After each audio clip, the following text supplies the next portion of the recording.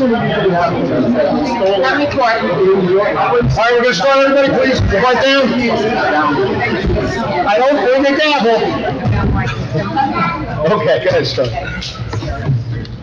The following is the agenda for the regular council meeting of the Borough of Plumpton Lakes, Mayor and Council, a municipal corporation in the County of Passaic. The meeting will begin at 7:30 p.m. on August 17th, 2022, in the municipal building consistent with the New Jersey Open Public Meetings Act. The meeting will be open for public comments.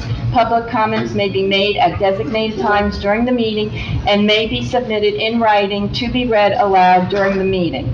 Comments to be read at the meeting must be submitted at least 24 hours prior to the meeting by email or to the clerk's office at 25 Lenox Avenue, and must be of length that can reasonably be read within the time limit for public comments. Thank you. Please stand for a flag salute.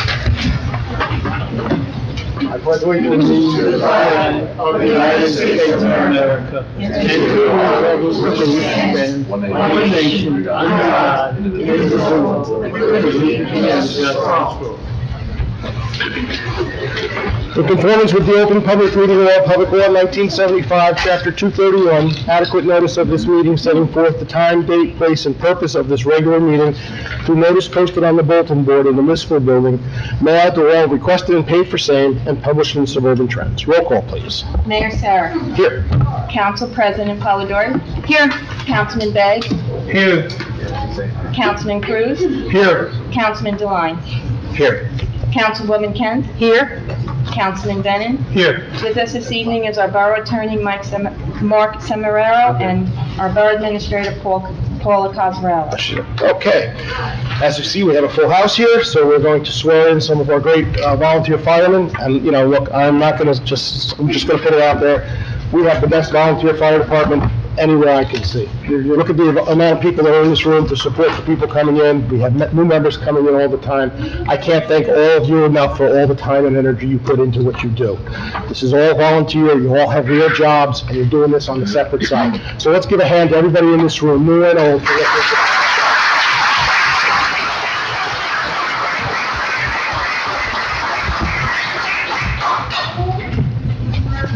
We're going to do a resolution first. Okay, do the resolution. Resolution 22-211, amending the bylaws of the Borough of Plumpton Lakes Volunteer Fire Department. Motion to approve resolution 22-211. So moved. Councilman Day. Second. Councilman Brennan. All in favor? Aye. Against. Motion to appoint the following members of the Plumpton Lakes Volunteer Fire Department. With the 4 members, Ronald J. Michael Sabathis, step forward. Bring anybody you want up with you. If you'd like somebody with you. You don't have to. Come on up front.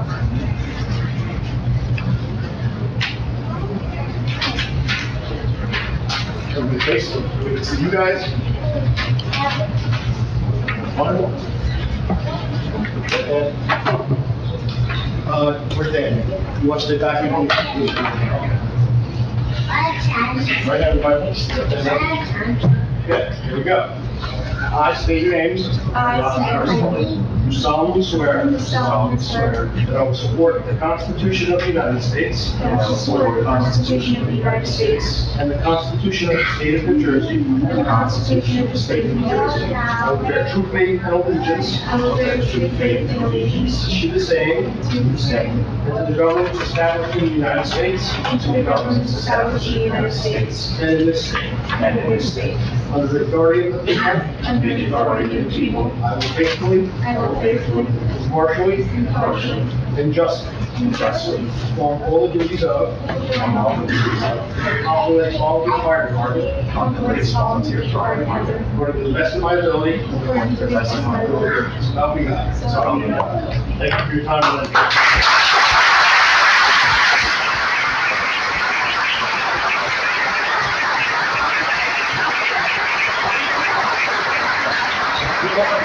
I also have Danny Contrell, who's hiding in the back room somewhere.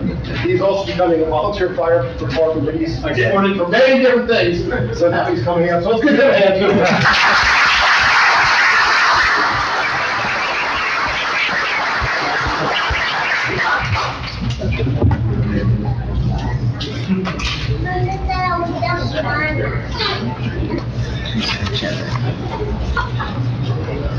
How nice is it to see 5 volunteers joining our volunteer fire department? I got other fire departments, I talked to other mayors, they're telling me we're having trouble getting 1, 2 people, we're getting 5 at a time, this is great. Awesome.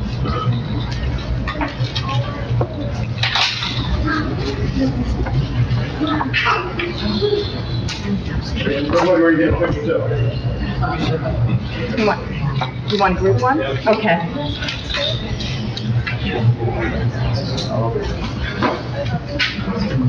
Did you mess up? You didn't write your name? Face forward. Picture of holding. Whoever you want to choose. You just gotta. We're up a little bit.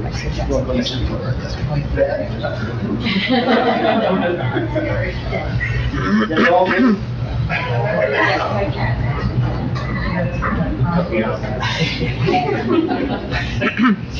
We need a license for that. Okay, thank you again, guys. Thank you.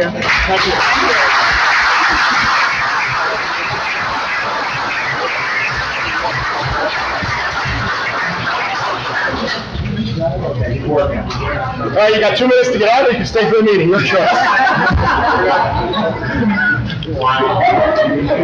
Never gets old. Oh, they Never gets old. Wasn't that nice? It was very nice. We always had an amazing fire department for as long as I can remember. Some of these guys. have- Randy, you stay? I'll stay. Oh, I didn't know if you were leaving or staying. High school? Bill's been here since I was. Okay, as everybody's leaving, I do have a report from our CRS. The borough participates in the FEMA National Flood Insurance Program, and every 3 years, the borough is subject to an audit. We encourage community floodplain management practices. Tonight, the council will authorize a resolution for the submission of the program for public information documents that are provided for discount flood insurance, premium rates. Currently, the borough is a Class 5, very impressive, Class 5 certification in the community rating system, CRS, that allows for up to 25% discount when purchasing flood insurance. I have to thank the Flood Advisory Board, the Building Department, the Public Works, Office of Emergency Management, and our own office staff who puts a lot of time and energy into putting this together for our CRS program. For the new residents that are watching this, if you have not applied and you have flood insurance, definitely ask your insurer about the discount. You should receive a 25% discount. Now, if you are grandfathered into a rate from previous years, you might not get that discount, but it's more for new people who are coming in. That's a big discount, so please keep that in mind. Okay.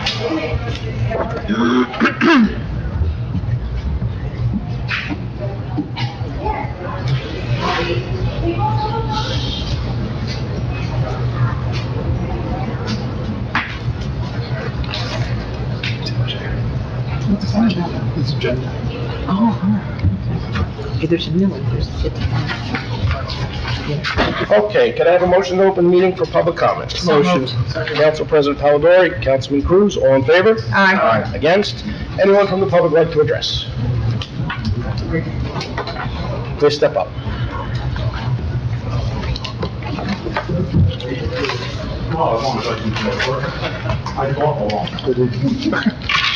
Good evening, everybody.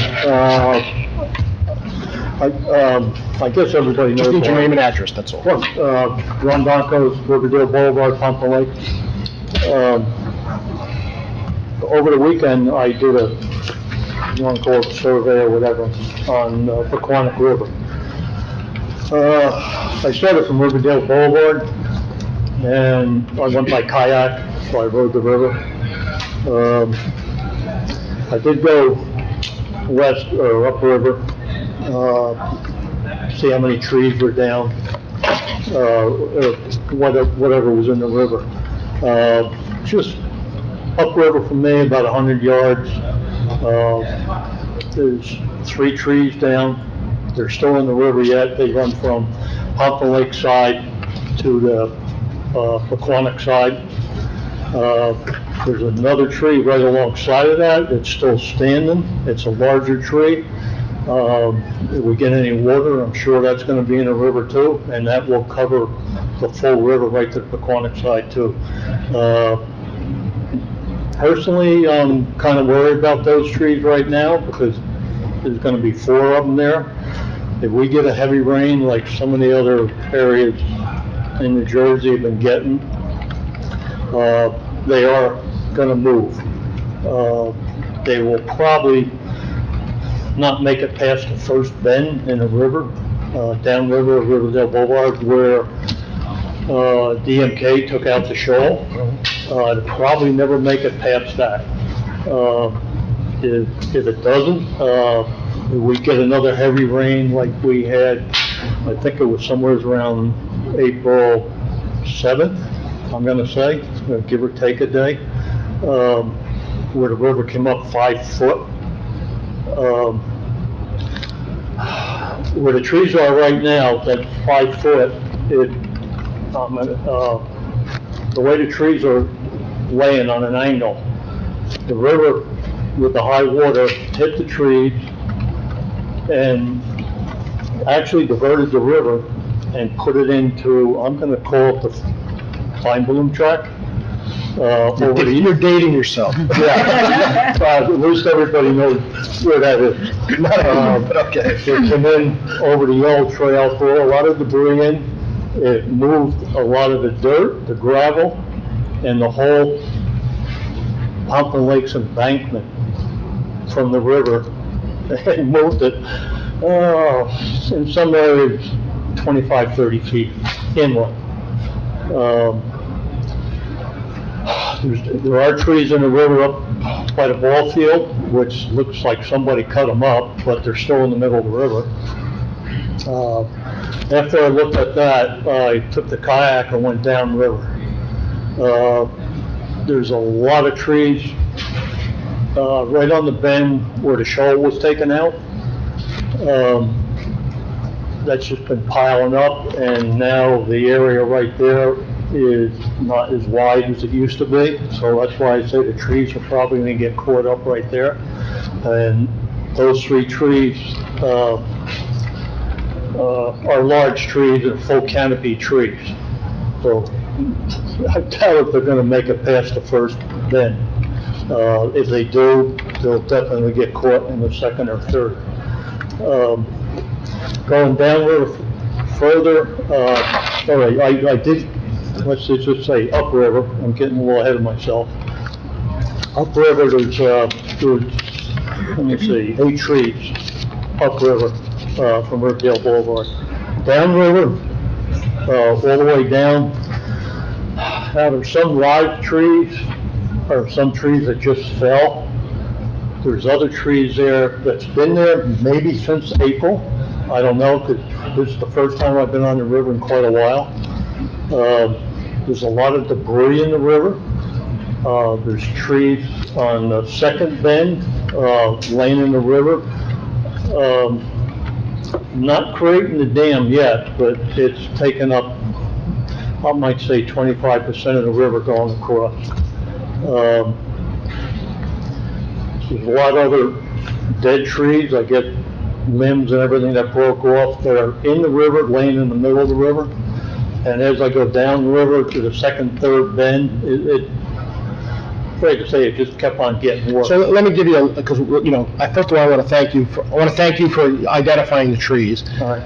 And as you guys are all well aware, this is an ongoing work. Yeah. You know, if you talk to Dave from DMK, just last year, this was all cleaned out. Yeah. It just grows on us. Not saying we're going to abandon it. We have to apply for new permits on those rivers. Yeah. Okay, so we are in the process, Paula is in the process of doing that now. I'm gonna let her speak in a minute, but we did get some good news from the DEP today, and I'm gonna let Paula address that a little bit in a minute, but we're gonna do the best we can temporarily to get some of those trees out. Yeah. We have to get the permits, though, to get in the river to work, and they will not let us in the rivers themselves without the permits. So we are in the process with our engineers applying for those permits again. It does take a little time to get them. But we are also under the same assumption that we're gonna clean all these trees out in the next 6 months, and then a year from now, we could have more trees there, right? It's just the way it is. It's gonna be back again. Right, so I'm gonna let Paula address, because she got some good news today from the DEP, so if you want to. So, yeah, the DEP contacted me at 6 o'clock tonight, so I called them up. So, what is happening is the borough had a permit and needs to be modified to, again, cover all the areas. The borough was looking to de-snag and de-shoal. So that component of the de-shoaling ignites the need to now get the permit modified. However, in speaking to the DEP, I said, would it be okay if we just brought in some machinery to just pull the trees out of the river? And he said, listen, he goes, Paula, why don't you explore the permit by rule, look at the boundaries.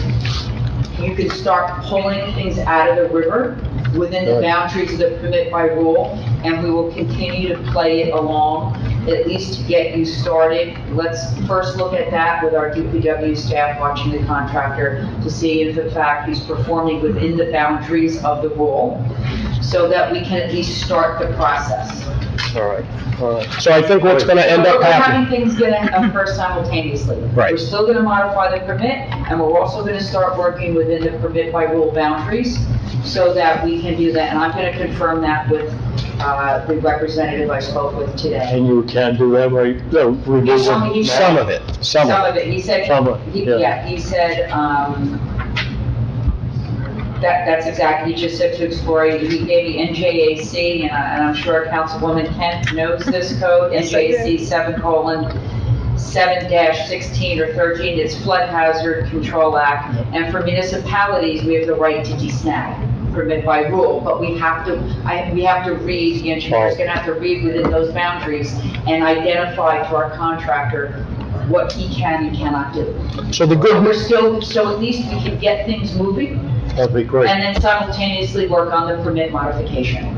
so the good news out of that is there are some trees, now that Paula reached out, we got this information, that our DPW, as long as they can handle it, start pulling out. We can't do de-shoaling and taking any garbage out of the rivers yet, but if there's something that's laying across the river and our DPW can get to it without going in the water, then we can start that process. So we are gonna reach out to our DPW to see what they can and can't do. Now, they're limited in what they can and can't do. After that, the next step will be reaching out to Dave from DMK and to see how he can help us remove some of that debris too. Okay, so it's actually very good news today. It is, Right, right, and just so you know, the mayor and council have already authorized DMK to do this service back in, offering him a service contract back in, I guess, January. Yep. So, I mean, we're ready to go. Great. Okay. And I'd say a couple other things here.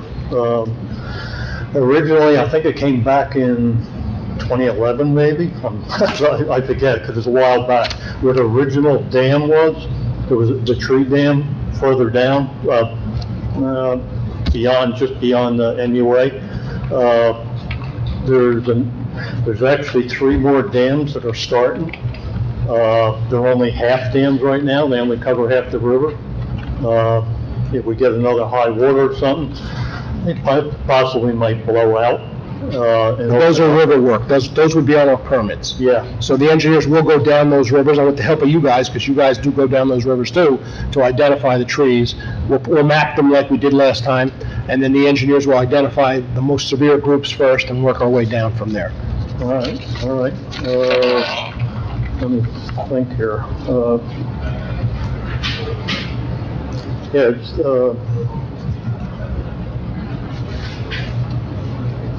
Yeah, I guess that really covers most of it. I don't think I'm probably leaving something out. I know there was a couple other things here. I guess the thing is, the way the river is right now, I would have to say my own personal opinion. Now, I've lived in town almost 40 years. This is the worst I've seen it in 39 years. And just after we did all that work just 2 years ago. Yep. Right where the shoal was taken out, DMK took out, like there's a big tree laying right now. It's a dead tree. It probably was pushed down there maybe in, I'm gonna say April. And let me tell you, we met with Dave, Yeah. and he brought in pictures and identified just what you're talking about. He did. And he said, Location. I just cleaned this, it was 6 months ago, and look at it now. Yeah. So he is aware of it also. Yeah, And, we have a friend in the fact that we have a local resident who lives in town, who's very knowledgeable about our rivers, to help us do this work. If we had to hire engineers outside who didn't know the borough and just the things you're bringing up, it would make it much more difficult. yeah. All right, yeah, I guess that'll be it. I think it's good news. I think you got good news I was happy to hear it from Paul. Yeah, what you just said. And I think that the show lane slows things down, so we're gonna bifurcate it, and we're gonna do de-snagging according to what we can do by permit for rule by rule, and then also, like I said, simultaneously move forward with getting it.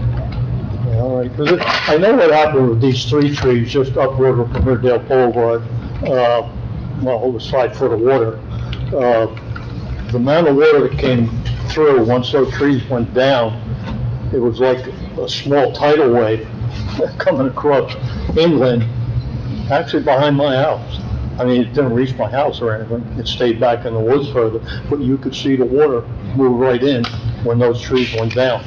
And the trees further down river, beyond the MUA, some of it is beyond Pompa Lake property. I went all the way down to the feeder dam. Right. I went over to the Ramapo, and actually I went up the Ramapo all the way to the Pompa Lake Dam. Ramapo was actually pretty good. Good, that was good. Yeah, but the water, there's absolutely, no channel in the Paquonic, which, like everybody knows. Most of the water it's the lowest it's probably ever been. Yes. Most of the water right now in the Paquonic itself is anywhere from 6 inches to probably the deepest might be 3 or 4 foot. And that's on the bends where the current takes out some of the channel. But, if we get a heavy rain or deluge or anything else like other parts of the state and other states have gotten, I think the southeast end is gonna be in serious problem. Well, we're working on it, so we'll see what we can do. So, anyway, thank you for your time. Thank you. Anyone else from the public like to address, please step up.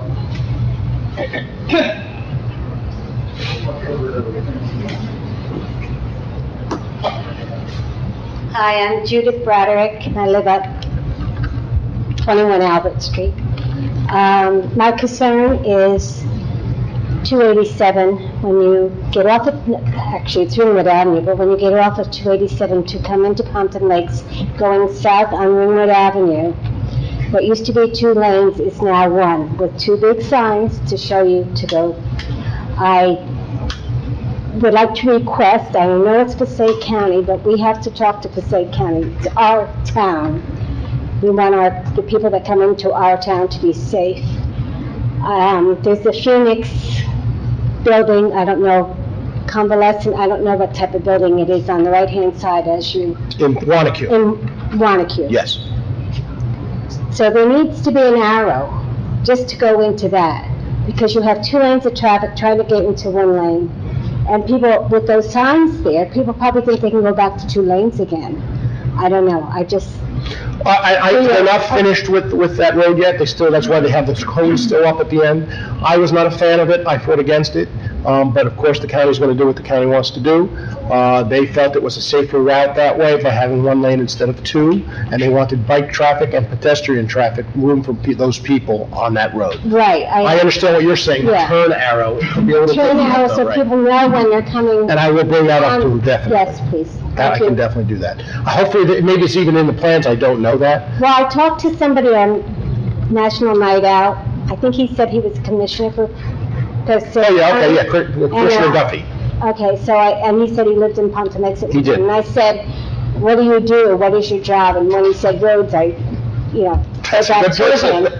But, you know, everything takes time, I know. But I will reach out to him also, because he is rogue, but I will reach out to the administrator of the county, who's the one I deal with on a basis of what's going on in Pompton. Because I use 287 and Ringwood Avenue all the time, and Yeah. it's just a matter of minutes before we have some really bad... I wasn't a weather. fan, I lived up that way too, and I wasn't a fan. Okay, thank you. Thank you. Please step up.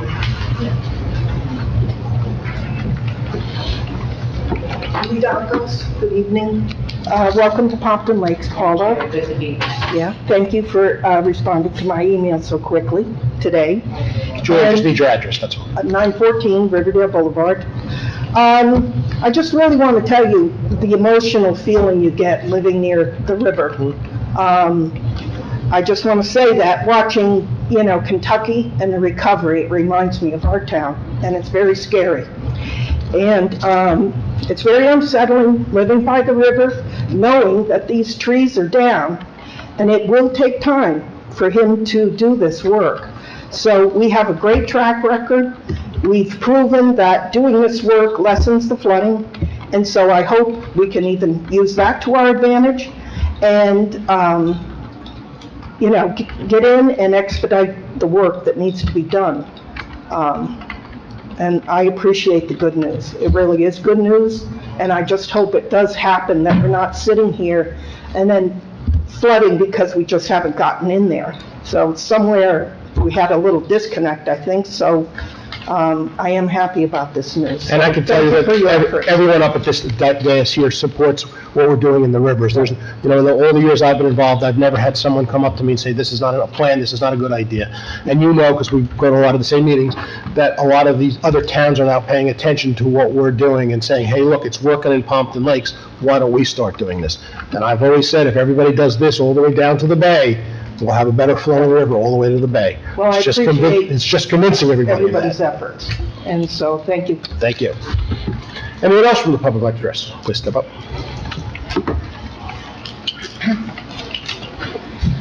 Good evening, Mayor and Council. Harl Evangelista, OEM Coordinator. First of all, let me commend our council for the money that they have put forth over the many years to do the river reclamation. We are the model for the entire area, there's no doubt about it. The work that we've done in Pompton Lakes is spoken about in many, many other communities. And as a matter of fact, Mayor, you can attest to this, we've been to regional meetings, okay, where people have come up to us and asked us, what are you guys doing down here? And the object is clear. We know our mission, we know our goal, we get in and we do it. The problem is, and we kind of had this up front with our legislators prior to the realignment.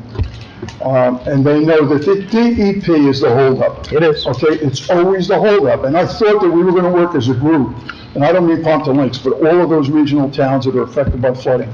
We were going to work as a group to get the DEP to change the rule, particularly toward the removal of trees that are down. The de-shoaling, I understand, there's engineering issues there and everything else that goes with it.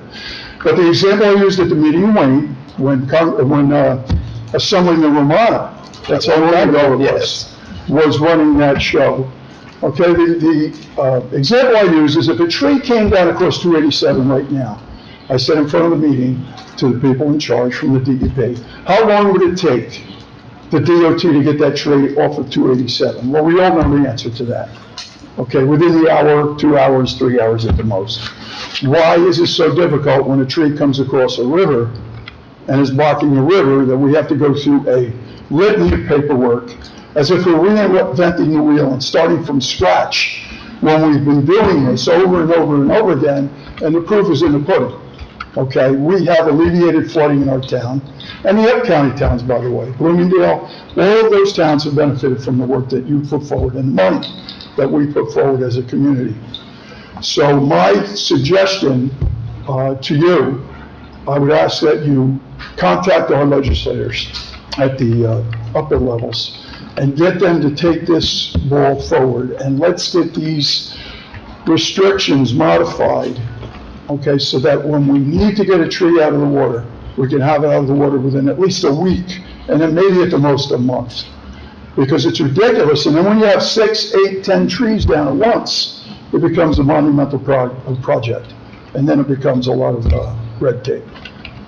So thank you. So I think I can help you answer one of your questions. I met with our new senator starting in a year, Senator Panaccio, who we had years ago, and I had breakfast with him, and he wanted to know our concerns, and I brought up my flooding concerns, and I brought up just what you're saying here. I said the red tape at the DEP, years ago, myself, our OEM coordinator, a bunch of us got together and said they need to find a way to fast-track these permits for groups at a time to be used, instead of one town, then in the line, and then the next town has to apply. He was all over it, and he said, man, that is a great idea. I sent him some information recently about what we've been working on. I even mentioned, and I know this is part of your idea too, was to bring back or build a new department within the state that manages the rivers. Right. And he said, I don't see why we don't have that. So maybe we'll get a little push from a new person there. Not that I'm saying our old people haven't done that, they have been pushing. As we all know that, the Congresswoman Cheryl did come to a lot of our flood event meetings and did start pushing from that level also. Now, again, we're switching now, and we'll have a new Congressman next year, Pascal, who's aware of our flooding, and I've talked to him numerous times about this also. So maybe he can jump on where Cheryl left off, but it has to be a push from both sides. It has to be on the federal side, Exactly. and it has to be on the state. But I agree with you 100%. The red tape with the DEP on these permits is impossible. Thank you. And just to give an example of something you're already doing, I have to apply for temporary debris management areas in the event that we flooded like in Irene in 2011. And we have two. One is Hirschfield Park, the other one is at Joe Grill. The inspector came up from DEP, took a ride with me one day. We identified the sites, she approved them. Okay? Now all we have to do is pick up the phone, call the DEP, said we have to implement this one debris management site. And literally within a couple hours, we had permission to use it. So if they can do that for that, why can't they do that for trees down the road? They're already doing it, just in a different area. So thank you. Okay, Appreciate thank it. you. Anyone else from the public like to address? Please step up. Randy Hinton, 443 Montclair Avenue. And while compliments are flying, I'd like to compliment the council too on the river work. It's been extraordinary, doing the right thing, and you're trying to continue to do that right on through. There's a large tree still at Stiles Park in the Ramapo River. Maybe Dave had taken pictures of that, and Dave probably knows about it. But that's been there for quite a long time, needs to be removed. Just on the resolution 22211, bylaws of the Pompa Lakes Volunteer Fire Department, what changes are? We had a couple of changes, but one of the main changes was, it was an old law that was in place that said you had to live in Pompton Lakes to become a member, but we're a shared service with Riverdale. We had some Riverdale people who wanted to be on the force, and they couldn't because they didn't live in Pompton Lakes, so that was the main change of that. Well, that's understandable. Yeah. Doesn't Riverdale have their own fire department? They do, but they give them a choice which one they'd want to join. Oh, okay. I hope we're not depleting theirs. I can't speak for who's doing where, but that's why it is there. Okay. Also, on number 15, negotiations on block 7700, lot 1. Any information you can share with, on those negotiations? It's on the back page. It's a closed session. We're going to have a closed session on that, so we'll have more information in the next meeting. At the next meeting? Yep. Okay. School is opening September 6th. 3 weeks? Yes, sir. Okay. Pond Hole's gonna be pretty busy. The Pond Hole driveway ramp is terrible. It's downright dangerous. Is that gonna be fixed before school So starts? we're working on that, hopefully to get it paid before school. We can't promise, but we are working to do that And that way. if it doesn't get paid, will it be closed off? No, probably patched and then paid That's a over. pretty big patch. Well, if that's what we have to do, we have to do that. It's pretty dangerous as it stands right Yep, now. I'm hoping that we'll have it done though by then.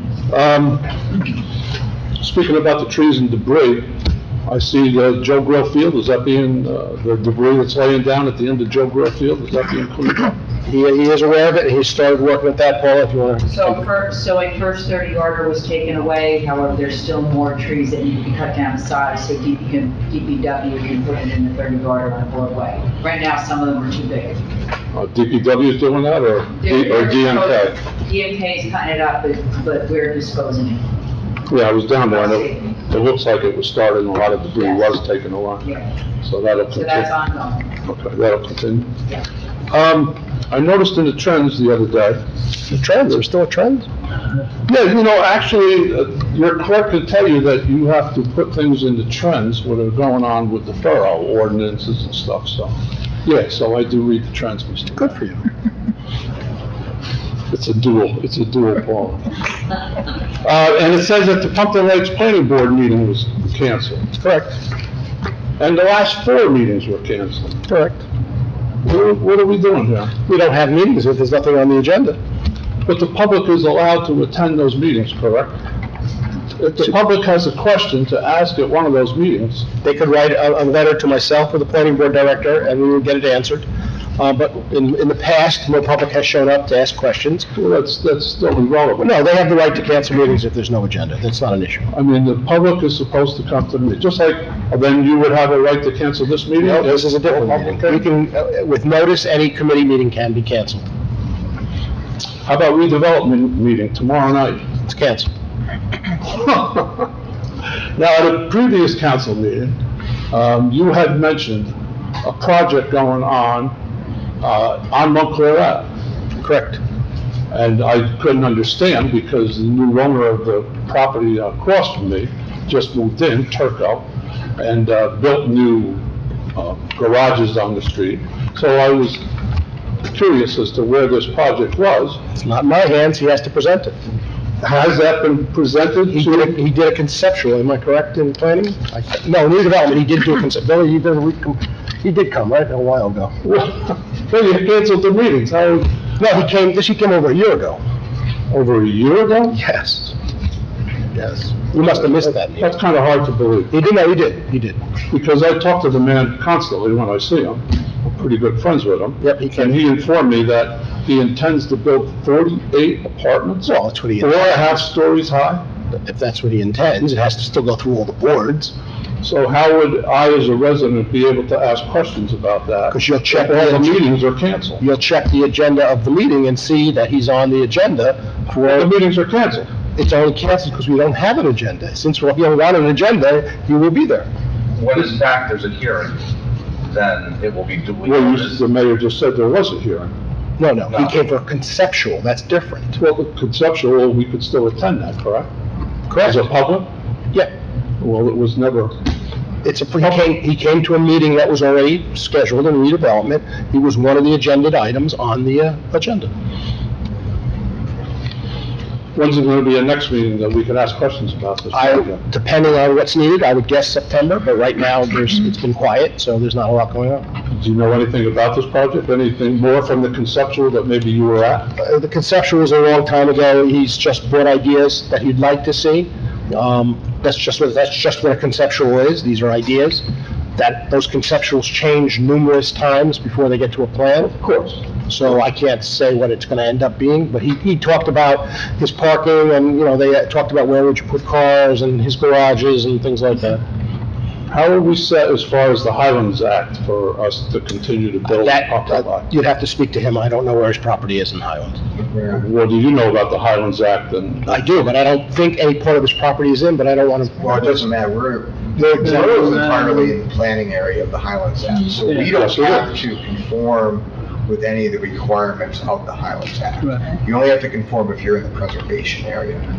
What? There's 2 areas, there's the preservation area, which, think about Jefferson and West Milford and those kind of places. Right. Versus what's known as the planning area, which is sort of within the aquifers, within the planning area, but it's not regulated the same way as the preservation area. If you're in the planning area, you can choose to conform to the Highlands Act, but you're not required to enter into conformity to the Highlands Act. So Pompton Lakes has never entered into conformity, therefore we're not governed by the Highlands Act whatsoever. So there is no requirements under the Highlands Act for the Borough of Pompton Lakes. All about amount of construction, about a block. Right, we chose not to be in the Highlands. Correct. So, once we're choosing that, we don't have to follow their rules. I was just thinking, we're in the drought now, I mean, a question came up at open space as to if our wells start to run so low, is there a backup water system that feeds Pompton Lake? You'd have to talk to the MUA. You don't have that knowledge? I don't, you'd have to talk to the Yeah, MUA. you have There a is. Well, we connection, can't speak for the you have MUA. a connection to Butler and to the Wanacue Reservoir. We're tied into the Well, rock. well, we don't know that, you should ask that question at the MUA. You do. Councilwoman Kent, do you have any idea? Am I allowed to answer?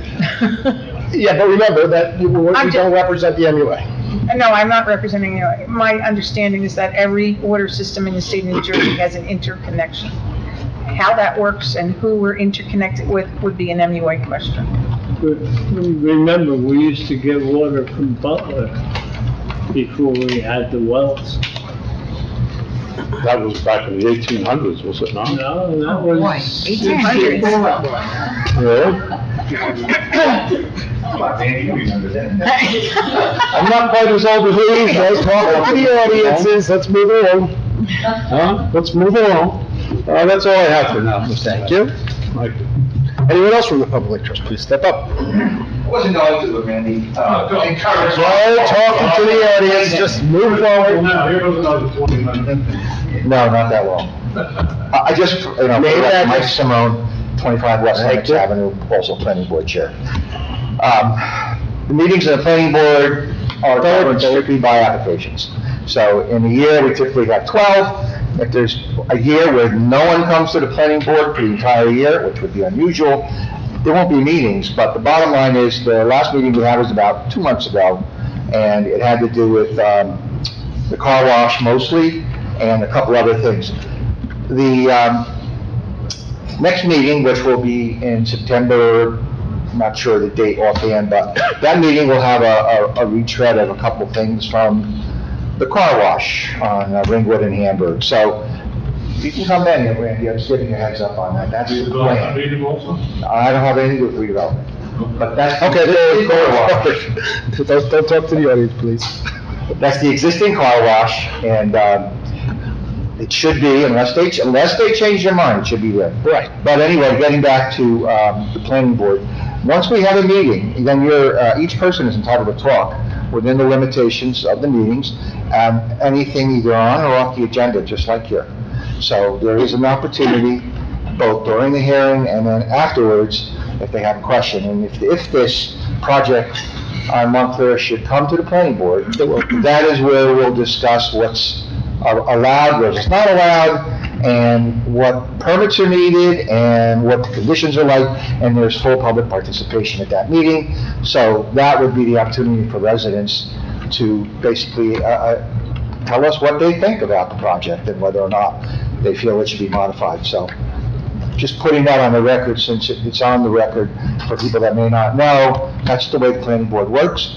Anyone's welcome at the planning board at any given time, on or off the agenda, but that's the way it works. And let me just add that we find having a redevelopment agency and a great planning board together, they work with each other well, and sometimes the planning board catches something the redevelopment board misses, sometimes the redevelopment board catches something the planning board misses, so we're getting double sets of eyes on a lot of things, which always makes our projects helpful.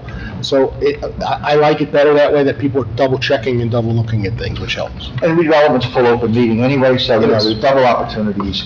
But the final one before it goes to final drawings, which go to the building official, is the planning board. That's the one that has to have full approval, and then anything that's done on our board through resolution has to be approved by both our engineer and myself. At that point in time, they can develop the final plans that go to Sal for actual construction. So it's a good system, it works well. As you said, there's checks and double checks. We have good people on both boards, so I'm very proud of my board. We have an excellent attendance record. So, I'm available for questions if need be. So, it's just general comments for the public. Okay, thanks for all you guys are doing too, because everything's working well. I'm really happy with the way the town is going. There's always little bumps in the road, but having just hearing tonight about the cleanup of the trees, it's all good stuff. So, keep up good work. Thank you. Thank you. Anyone else from the public would like to address? Is there anyone who hasn't? Can I have a motion to close the public session? Motion. Council President Polidori, who was that down there? Councilman Benning, all in favor? Aye. Against? Okay. Approval of the bills and claims. Can I have a motion to approve the following bill list as stated below? Oh, we have to approve the minutes.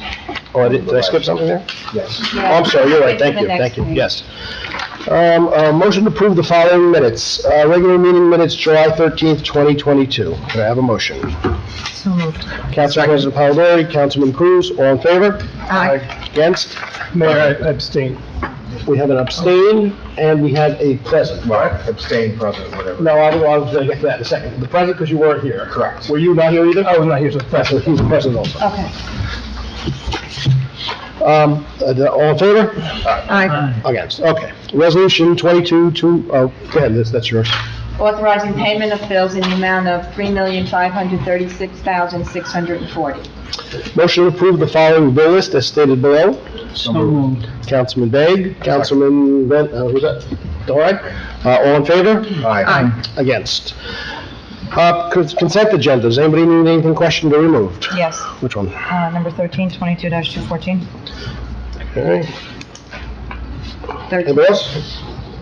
Nope, okay, well, let's go ahead. Whereas the mayor and council of the Borough of Pompton Lakes has reviewed the consent agenda consisting of various proposed resolutions, whereas the mayor and council of the Borough of Pompton Lakes does desire to remove resolutions for individual action from that agenda. Now therefore be it resolved the following resolutions on the consent agenda are hereby approved. Resolution 22-200 through 22-216, and we're going to remove resolution 22-214. Thank you. Can I have a motion? Motion. Councilman Lennon, Councilman Cruz, all in favor? Aye. Against?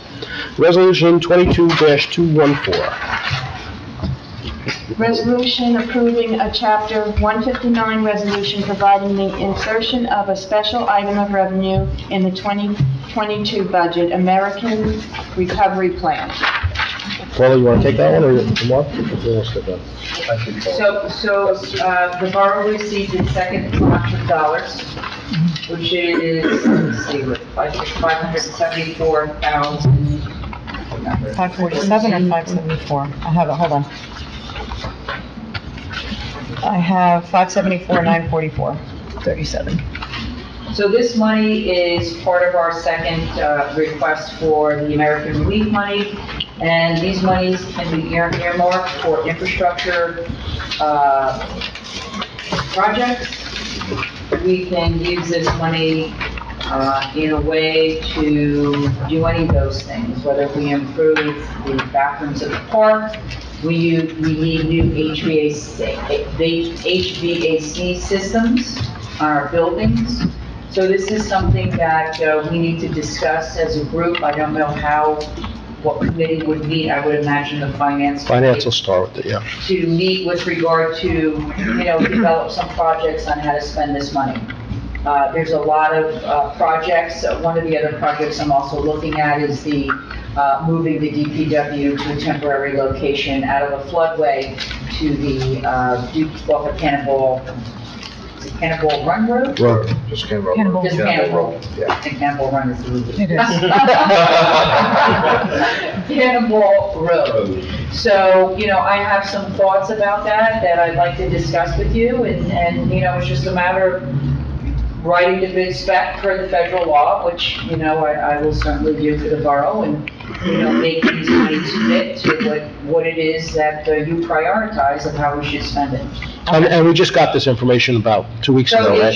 it literally was wired to us on July 8th. Yeah, it was recent. So, And that's why it wasn't in the original budget.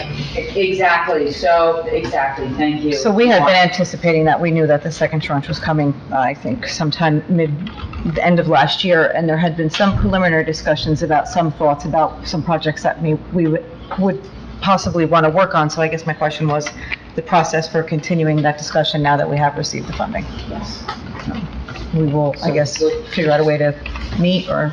Well, what we'll probably do is have I'll have somebody send or the suggestions not yet, we're not there yet, but suggestions to Paula.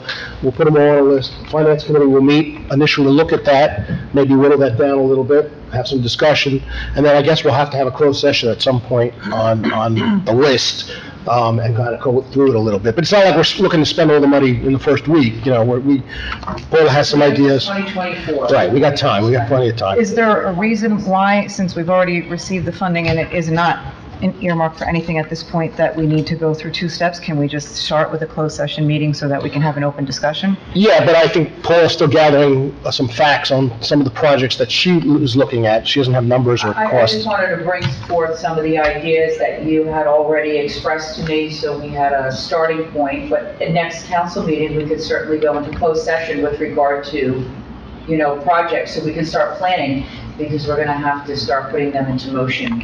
I would prefer for all of us to be able to hear all of the ideas. Okay. Whatever you like. I'll put a list together, I'll send it out to everybody, and then, you know, we'll have a closed discussion with regard to, you know, and I'm not sure, Mark, if that's an item of closed discussion. You see my wheels turning. Yeah. I don't think that's a closed session subject matter, but I'll look to see if it is. Should we be looking through committee or through a closed session? Well, I mean, I'm gonna see if there's a basis for closed session, but I'm suspicious that there isn't one. So then the issue is, you have two choices, right? You could have a preliminary meeting with a committee, which is typically what the government does, if it wants to prioritize things. Or if you did want to have it with the full complement of the governing body, then I believe it's going to end up having to be in public. Correct. All right, well, let's talk about that a little bit, and then you get some information. Yeah, We can do that. I will, but I do suspect that there's not a... All right, so let's find out about that. Yep. Thank you. Any other questions, concerns? I'm not, so are we going to table this for next week? No, we're going to vote on this now. This is just a resolution. We're accepting the money. This is an item of insertion, because we didn't realize it when we first passed the budget, so the money, we didn't know we were going to get the money. So then Mark will get us some information on how we can go about doing it. We'll talk about that. Okay, so, can I have a motion for motion, So moved.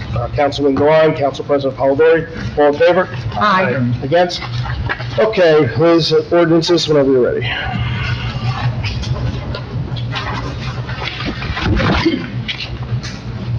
Ordinance 22-16 has been advertised and posted on the municipal bulletin board. An ordinance amending, supplementing the municipal code to create Chapter 28 television and movie filming to the municipal code of the Borough of Pompton Lakes.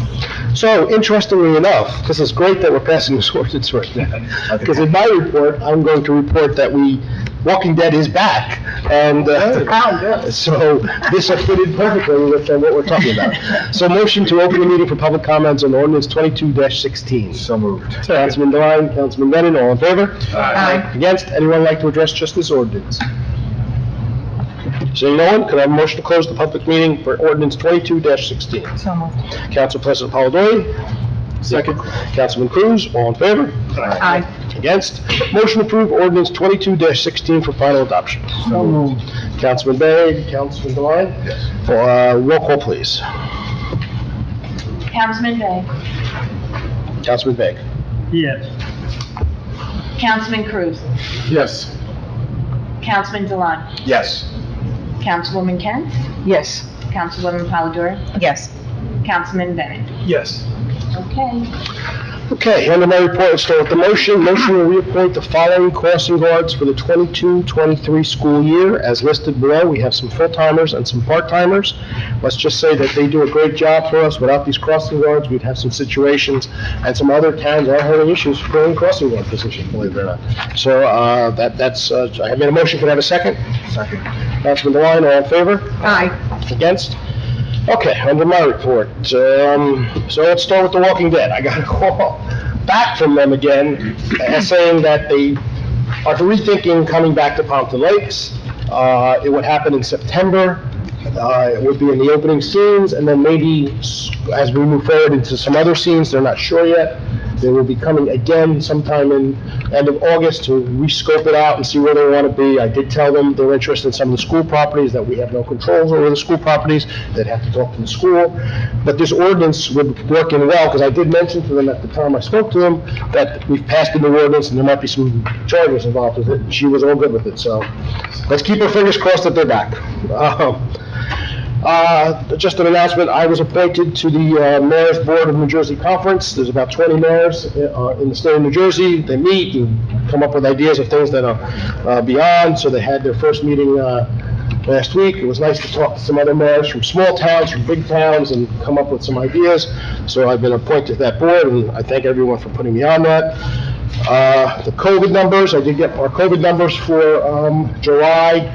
We had 70 cases, no deaths. That is about half the number from the month before. We had about 150 the month before, so we're down to 70. There was a little asterisk from the nurse when I spoke to her that a lot of people are not reporting COVID anymore. So I go by the numbers I see. It's all good things, all good numbers. We saw a lot of the guidance has been dropped in the schools and things moving forward. These are all good things. Maybe should have been there a while ago, but we are there now, and that's a good thing. I spoke to Dan. I'm sure some people up here will report it, but we have a new bottle filler and fountain at the Lakeside Park, which is nice to see. People will be able to use that when they need to. I'm also going to ask Dan, and I was going to speak to Chief and to Paul about, I'd like to get cameras put back up there. You know, it's a simple place to put some cameras, just so we keep an eye on these things, because every time we put these fountains in, they seem to break or vandalized. So hopefully that'll do something moving forward. I got to thank everybody for National Night Out. What a great time everybody had. I got a lot of compliments from people who have been to a lot of National Nights Out. They really enjoyed themselves, a lot of events. We had a ton of volunteers there helping us. Our whole town comes out and supports it. Our staff here, you know, Liz was handing out pizzas and the cops were handing out food, and it was just a great event for everybody. So hands down, one of the best. And a couple people that came to that event, you know, Congressman Pasquale was there, and other people who've been to a couple of them that day, and they said, look, this is a really nice one for a small town. You guys do a nice job. So that's nice to see. We had a grand opening of 4 businesses in town, which a bunch of us up here went to. How lucky are we to have 4 businesses opening at one time? That's pretty impressive for a small town. And they were all good businesses. I wish them all well. I think at the end of the day, the idea that 4 businesses are opening next month, people say, well, they're in that town, I want to come to that town also and do business there. This redevelopment that we're pushing with the apartments, I think that has a lot to do with it. They see some, as we call, walking wallets and people involved. So these are all good things. These are all the things that we started redevelopment with years ago, was to make this happen. And we're starting to slowly see that. I can tell you that, and this is just a side note, there are no vacancies at the mall where Lido is right now, which is unusual. We went years with half vacancy there. There is not one open store there now. So, and and by the way, the self-storage should be done in the next month or 2, and that'll be an added business there. That was the basis for redevelopment, was the vacancy, remember? And we had an attorney who was fighting against us, by the way. On the other side, who was supporting it. But yes, that is going to come to fruition very soon. I got to thank everybody at camp. We had a great time at camp. You know, we always do an outstanding program. I got to thank Karen Murphy and all the people that were involved with interviewing the counselors. I had the privilege of going down and talking to the kids, and they were fun. They were entertaining. It seemed like they were loving camp. There was this one little boy. It was 100 degrees. He had to be about 6. He was covered in dirt from the top of his head to his toes. He was just black and having the best time. He was rolling in the dirt, had like he could stay there for the next 2 weeks. So I got to thank everybody that was involved with that. I attended the Rotary Golf Outing. They do a great job. This is golf outing season. They're coming up in September, so there's a bunch of golf outings coming up. And then lastly, we have Pompa Day coming up, and before that, I was at a meeting with a bunch of people here that were there. Got a lot of new things coming in. It's nice to see us still going forward with this. The word is out. There are still spaces available if you're looking to open up and wanting to put a vendor out there. We're looking for crafts. If you have to do some crafts, we'd love to have some more craft people there. We got, I think, 25 food vendors. Is that correct, Karen? 25? That's almost double what we had last year, which is nice. and a lot of nice events going on. We have professional wrestling happening, 2 shows, professional wrestlers coming in. We have a new thing this year, we're going to be doing kayak races, where they're going to be timed, and there'll be trophies to the kids. Of course, we have the 5K run, and Jennings has been running that for 40 years, correct, Tom, is that correct? 40 years. 40 years, Karen, she's been running, and that's what Pompton Lakes is about, and those volunteers that stay around and do this for a long time. And that is my report. Council President Paul. Thank you, Mayor.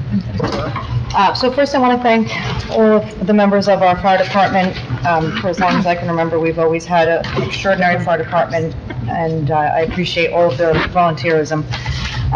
Also attended National Night Out, another amazing year. It brings out a lot of our local organizations, so we have the opportunity to highlight all the good work that we do in this town and all of the organizations that support our community. Kids love the fire truck. It was a well-organized and well-run event. I also attended the grand openings. Councilwoman Kent and I were able to do a little shopping to support one of our new businesses. We have a beautiful little clothing boutique in town now. And then we had a nice lunch at the diner that also celebrated the grand opening, in addition to the therapy center and Ken's Magic Shop. I attended the senior picnic. I was helping the team scoop out some potato salad. We had a beautiful afternoon. I think everyone had a really good day, so thank you to all of the organizations that make that possible. It was very well attended.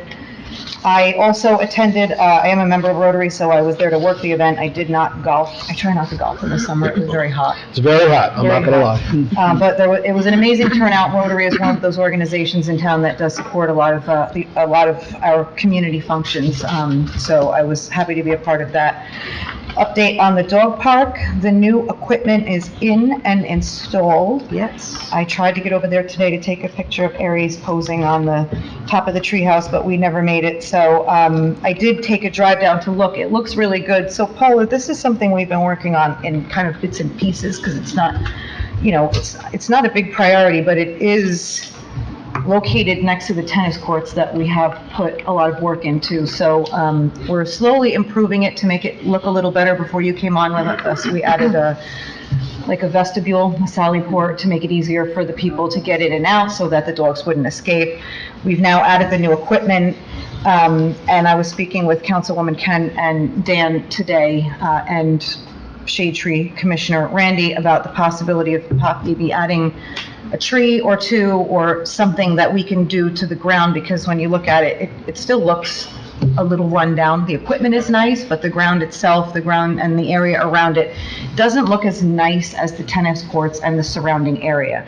So Dan is going to look into some possible solutions of something that could actually be easily maintained and sustainable. I know, you can't really put grass down because it'll die when the dogs use the grass. So we'll see, maybe we can think of something we can do just to make it look a little nicer. Do a little research myself. Maybe a fake tree.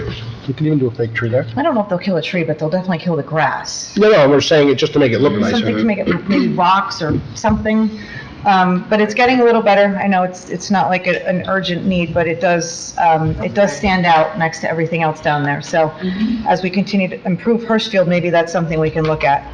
As the mayor mentioned, Dan did reach out to let us know that the new water fountains were installed. So in addition to the dog park, we have these water fountains now that have, this is the second one that was installed. There's one at Hirschfield as well. They have the bottle fillers, so we try to encourage the kids to use their reusable cups when they're out so that we can reduce some of the plastic waste. I know, we tend to have these water bottles everywhere. So that's a big step in starting to make things a little green, in addition to the dog park equipment, which we did purchase recycled materials this time. So I was happy with that as well. In addition to that, talking about the parks and the improvements that we've done at the parks, we had a conversation at the last open space meeting. We've been talking about some other improvements that we want to see coming down the pike, but something came up. I think you and I discussed this. We had, our DPW did a great job getting Pacifico Gallo ready for the ribbon cutting, and they worked really hard to clear out all the weeds, which were terribly overgrown. Unfortunately, that park is prone to stinging nettle, which grows really quick and spreads really fast, and it does actually hurt if it scrapes your skin. And it's summer and the kids are running around in flip-flops, so 2 weeks after our ribbon cutting, a resident did reach out to let me know that it was, again, very overgrown. And at that point, we were about a week and a half out waiting for someone just to come in and give an estimate, because we have to use someone that's licensed to deal with pesticide. And then at that point, we weren't even sure if the fee would be reasonable, how long after that they would be able to come back and actually do the work. So Dan was able to immediately get someone from the county to come down and clear it up. This is an ongoing issue, not with just this park, but with all of the parks, and it seems to be that it's not a high priority item, so it gets bad at sometimes, and the county did react very quickly. Is there an opportunity or a possibility here to work out some type of a shared service, or see if they can continue this, at least for the summer months when the playgrounds are in high use? I know Dan spoke to the county. Yeah. I don't recall what he said about, because I think he did request them to keep coming, and I'm not too sure they can. No, they said I think no, they're- they can't. Yeah. They'll help us out in a tight spot, Right. but they can't keep coming and doing it. But no, we had talked about, we had hired someone, right? Yeah, he was getting some quotes from a couple companies. So I don't know where that left off at, right before I went away. So let me get back with Dan and find out who we spoke to. Are there And what other kind of quotes towns in terms of maintenance? surrounding us that have a similar issue that, Some towns do have a licensed, work with? weed controllers, not a lot. I think maybe Bloomingdale might, but I'm not 100% sure. But they have to be licensed through the state. That's another option, if we could find it, we do a shared service, that's fine. If we could. I don't know how many DPW staff members are licensed for Not in our group. herbicide, you know what I mean? No. It's not really very common, so we would have to probably get a lawn doctor service or something. But what Jen I is think saying he is, was asking yeah, if what there's Jen another is, town that's already utilizing a service that we may be able to piggyback off of. or if they have their Oh, own, if they have their okay. own certified person, Okay. maybe we can hire them as a shared service. And They I, probably will know, because he Okay. speaks to the other superintendent. he talks to Al, who runs over there, so he Yeah. might, I think they do, but that would be a good idea, because we do a lot of shared service with them anyway. Yeah, we might as well split the cost. Yeah. I mean, So- This is the biggest complaint we get, especially after we Okay. put all the All time right. and money into improving the parks, and then, we look at them weeks, months later, and they're just overgrown, and they don't look good anymore. So thank you. I think, will you discuss anything with the community garden in your report, or do we want to not talk about that right now, or changes in that? We're not there yet. Not, okay, Yeah, that's we're fine. not I just know I heard a little bit of, and it's something we've all been very passionate about for a long time, so. right, so I need to, and the fact that you all are behind it, that was one of the things that the DEP wanted to hear. To make sure, because they're going to meet us halfway, with regard to, our request to have a fence and some raised beds. I think that was the initial issue. So I said, listen, we have to work together to make this happen. They understand the side of a municipality when Blue Acres, program is enacted, and, we understand they take properties off the tax rolls. And they also put an additional burden on the municipality, not only in terms of loss of taxes, but also maintenance of these properties. Okay. Although they are required to maintain, and I was going to talk a little bit about that, in their vegetative state. I did speak to the DEP, and they're not looking for park-like properties. These properties to maintain in a vegetative state to retain stormwater, and control that. So it's also part of stormwater management, which I think sometimes gets a little confusing with citizens when they might see it not looking like a park. It's not meant to be that. It's meant to be a stormwater management area and to take people out of harm's way. That's the whole reason of purchasing those properties and creating Blue Acres, but there are things we can do with them. And the DEP is very perceptive to community gardens, and also there was Councilwoman Kent who had asked me about a grant, and I listened to the webinar today. Right. About using more, the state has more of this American Relief money for stormwater purposes, and I had asked, and I had to be called into another meeting, but I had asked to use that money, if I applied for maintenance of some of these Blue Acre properties, to create community gardens and rain gardens on them. So the community gardens would have to be on a contiguous piece, so you have to have like 3 pieces of land together contiguously to create one community garden. I mean, that's what will be best. And these rain gardens are making this great, they're very pretty, some of the flowers, but I would want money to get a contractor to take care of the property the way we need it to ready it for a community garden and for rain gardens. They're really successful in the towns that do them right, and, the residents pay for the plots, and then the surplus is donated to food pantries. Councilman DeLine and I were kind of brainstorming a little bit and thought, I know some of the issues that are presented sometimes is the pass-through of water, and we don't want to do anything that could possibly cause blockage or flooding issues. What if the beds were raised with pass-through underneath, like up, so that water could flow under them?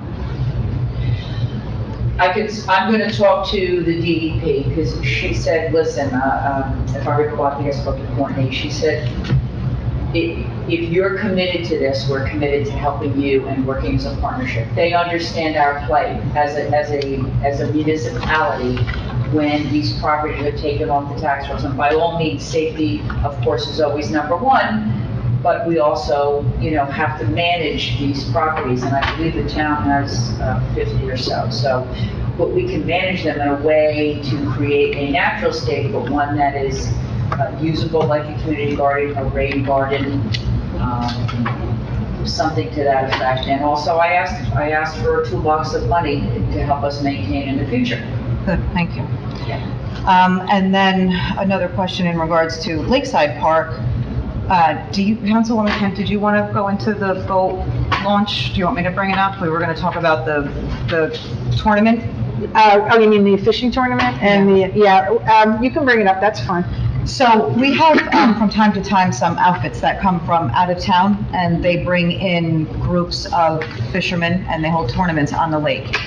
The individuals that host these groups collect entry fees to participate in them, and then they launch their boats from our boat launch. Typically, when you launch a boat somewhere, you do pay a fee to launch a boat.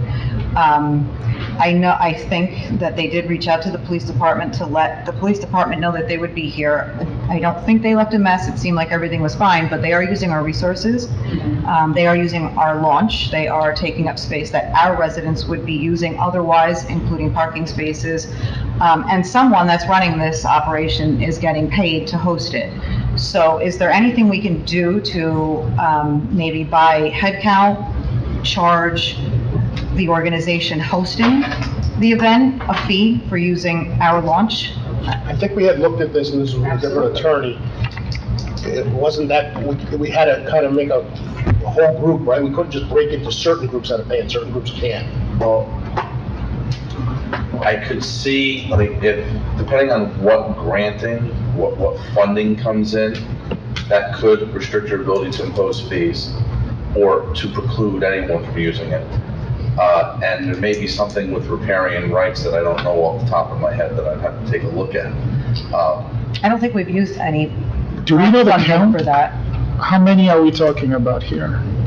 As far as the fish, what are we talking? It's just the one that I know, but 10, 20? here's the problem that, and I agree with what we're asking, by the way, I do think we need it, but we don't have parking for this facility. Right. So we're not charging for a parking spot. So if you have a tournament of some size, these people have to find a place to park. There is no parking in this area. So we're now charging them just to use the dock, not the parking. So where do they park? I'm not asking about the guy Yeah, that I comes gotta from figure another it out. town with That's one boat just to fish for the day. I'm talking about an organization that actually charges a fee and brings, 15, 20 boats in. Right, but I'm saying those 15 or 20 Have to park somewhere, they're using our waste baskets, they're using Yeah. our Right, resources. and they're monetarily benefiting from free access. Absolutely. I mean, it's an events permit.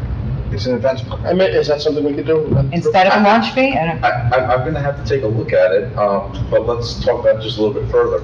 Is there a reason why, if you could, that you wouldn't want to charge out-of-town residents for using your launch? Because there's not, who's going to stand down there and monitor that? How do you We police ran into that? that issue a couple of years ago. So, And yes, if it was possible, Yes. absolutely. At my marina, I was about to say that. $50 to launch your boat. But I think she's talking about events, which you bring in a ton of, not tons, but, 50 people instead of one person using his boat launch. We can't put an employee there, every day to figure that out. But maybe we could put a sign that says, by this ordinance, over this certain number of people, you have to apply for some type of permit or whatever you just called it. And you had to go through the police station to do that. Which they did, correct? They did notify the police department. Yes, they did. I'm not sure, I know they were very respectful. Yes, they did call the police. They were. You don't know going forward.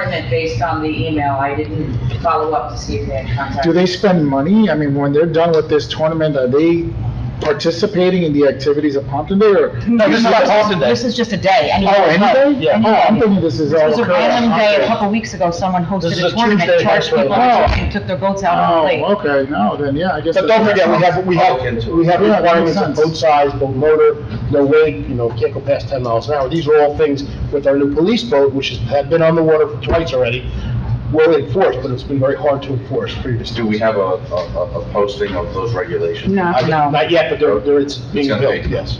It's also my understanding that we are the only access point to this. I've been told that it's very difficult to launch from Oakland, so we are the only. There's at least 2 different fishing tournaments that go on, and we have, Director Murphy was there the day I was there, and, it's not whether they're nice people or not nice people. The whole issue is, we own the lake, we own the bottom of the lake, it's deeded under the, under Pompton Lakes. So if anybody gets hurt, no one signed anything that's saying that we can be held harmless. I mean, Pompton Lake, the lake itself. We own the deed to that. No, it's not the river. So they're using our new boat launch. And are these fish, naturally occurring, or is it Yes, stocked? stocked, No, yes. that's not true. It's not. They're not, stocked. it's not stocked, No, no, it's not. We don't stock that lake at all? no, no, it's not stocked. And recreation schedules of parking, they never notify us. But they don't Okay, cover. yeah, I mean, I gotta believe that you could, if no granting was provided the No, borough, It's not Green Acres. It's not Green Acres. All right, so get us some information. I'm gonna have to look All at right, get us some information. I think we all, let me just take a poll here, we all agree that for whatever that number is gonna be, we're okay with that, because we don't want outsiders taking over our lake. But let's keep in mind, we're not enforcing Joe from Oakland who comes to use this boat. No, this is an organization that's paid, that's collecting money to host an event. Right. Correct. And I think it kind of goes back to the discussion, what we dealt with last year with this lunar fair, or whatever it was, too, that it would have been like a special event permit. Well, that's Although that was different, because that takes place on private Right, but I'm property. just saying, like, for stuff like that, there could be other reasons why somebody would want to do something on borough land. But we also have to limit the number on the event because we don't have parking for these things. Well, There is no parking there. there's no restriction on an individual's parking either. No, but they have to park 15 trailers, I'm saying, they have 15, we have no place to park. Does anybody know what that looked like? Karen has pictures. How many trailers were they? Were they all on the road? Yes, they were on different roads. Yeah. So they were, I would say there's 14 boats. 14 trailers on, that's a lot, Yeah, that's a lot. yeah, yeah. And the gentleman asked me to move my car, because I was trying to water the trees, and that was definitely. Oh, he didn't know. But they were very respectful, but that's not the point. Yeah. The point is that we had a number of people using both docks, and And you know they're not going in town and spending money, because where are they parking a truck with a trailer? Not at all. they park at Chandler, they park on If they Grant. have an emergency, that's gonna. The cops, depend fire police, department. Fire, first aid. Well, then my next question, so let's just say one of the trucks is putting the trailer in and they hit our brand new dock. Yeah. Is there any way to, can So we if have we them had an event sign ordinance, they would have to provide an insurance something? Yeah. See what I'm And a whole sign, a whole lot. Well, if we're gonna be doing an events permit, you Right. put a whole host of Yeah. obligations on there, including insurance, et cetera. Exactly. Mark, I went through a couple different towns who have those kind of permits. Okay. It's extensive. I mean, I have a list here if you wanted to look at it. But basically, they talk about all those different things, about use of your facilities, your toilets, your parks, parking, insurance requirements. So there's a lot. Particular to a boat launch or just in general? Just in general, a boat, I looked at boat launch. Okay. We'll have, I'm just thinking more just, a parks and recreation fee schedule. groups of 5 or more shall be charged X amount of dollars for boat launch.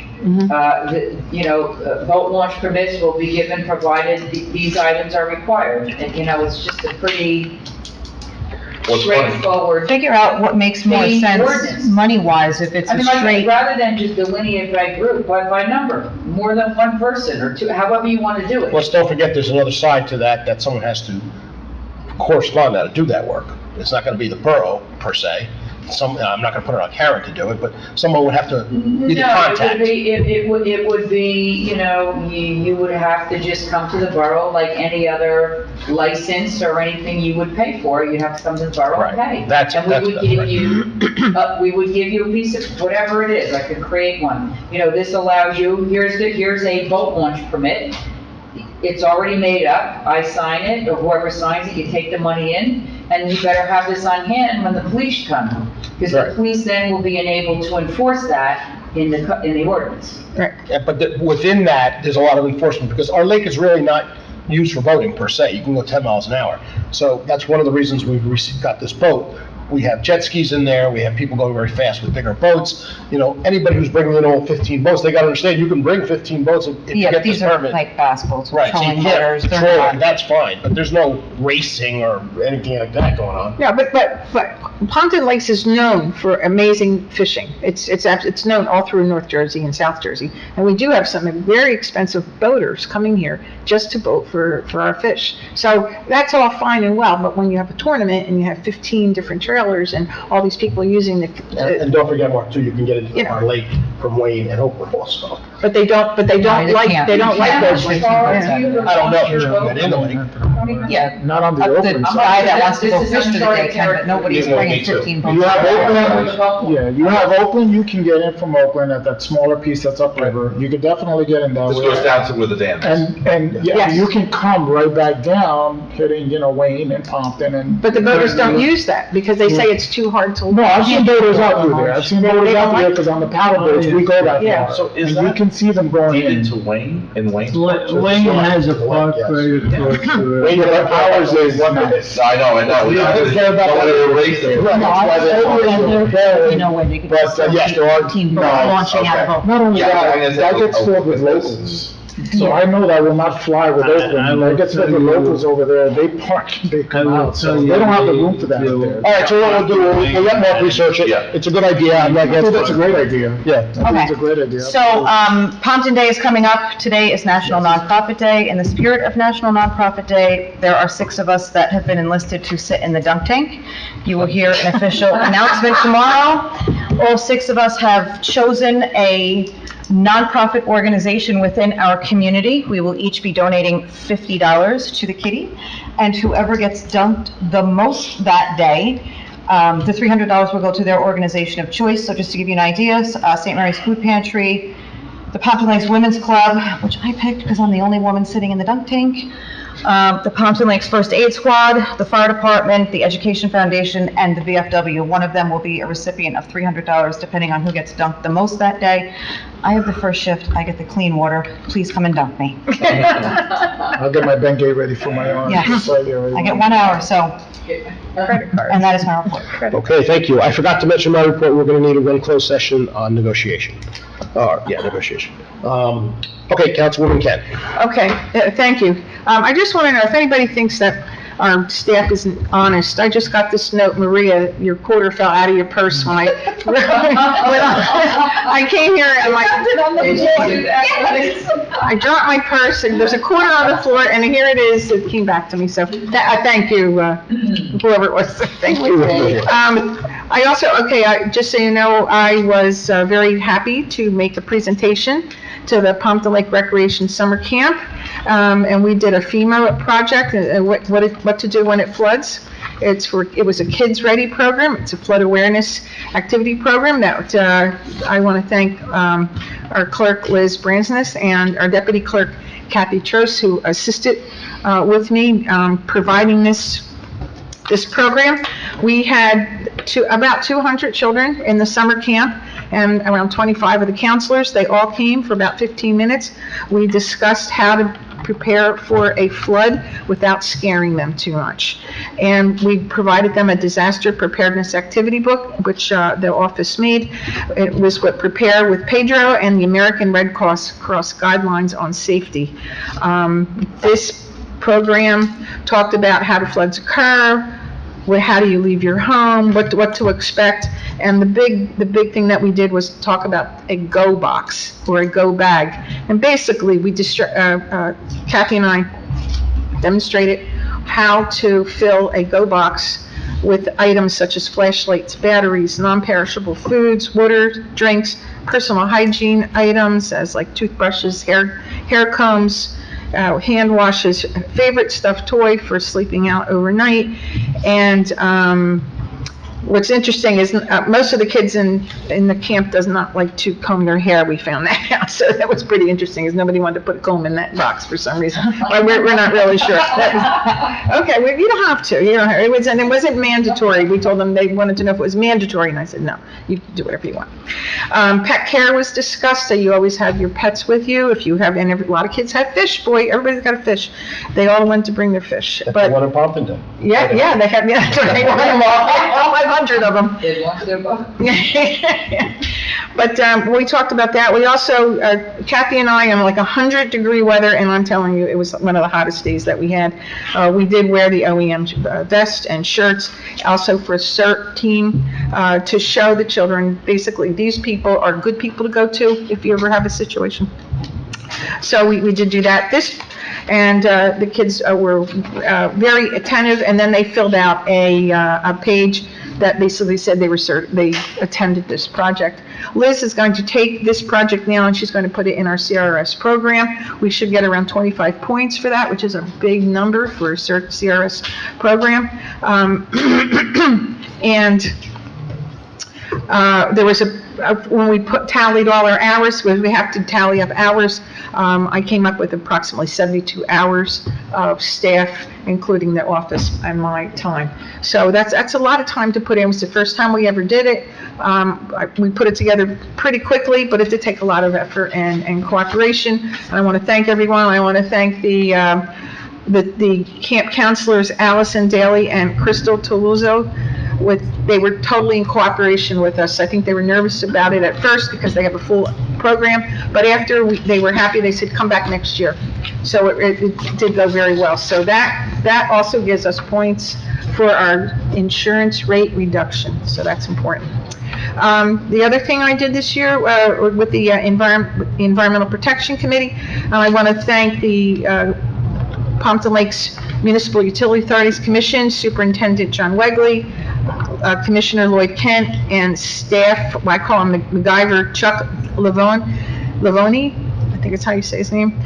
We took 2 hours out, and they explained exactly how they treat the wastewater in town. We're a very unusual town that we have our own wastewater treatment plant. We don't go to some of the bigger plants like Passaic Valley down in Newark. We were very grateful. It was extremely interesting. What we came out of all of this is that our folks are very, very talented, and they've learned how to kind of rig all these different pieces of equipment. And they have dirty water coming in, and they have extremely clean water coming out. They have a very good program there, and we were very, very happy and grateful that they gave us the 2 hours of time.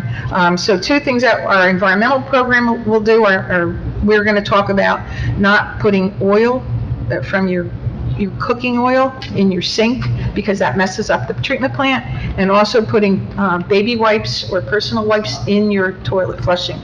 We're going to have a little program about that, public information, because that really does hurt the plant, and that could upset the plant, and then, we have a problem down there, which we don't want, since we're all paying for it. It's all coming out of our taxes and our fees. So I want to thank them very much for that. I also attended the ribbon cutting, and I just want to show you, this is one of the dresses that Penelope Floral had. I was good. And it was so pretty, I had to buy it that day, so they made a little money on it. They're cute. Really nice. It's very pretty. Yes, I'm very. I was walking past it, going to the meeting today. So buy local, right? It's really nice. Buy local. I know Mayor and Jen always say buy local, so I did, so I just want everybody to know. I want to thank, again, Karen Murphy, your name comes up a lot, for the senior luncheon. What a good time that was. The seniors enjoyed it. I realized that I could actually be sitting in there now instead of serving, but I choose to serve rather than sit and eat. And I want to thank the Elks Lodge. They're very generous in giving the seniors the time. And the food was really good, so it was a lot of fun. Thank you for inviting me, Karen. I also attended National Night Out, and I have to tell you, it was a wonderful program.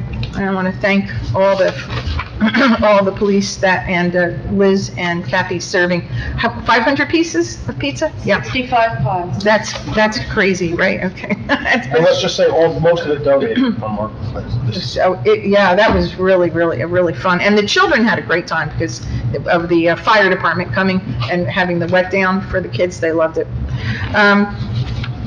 I have a report from our DPW superintendent. Basically, I'm sorry.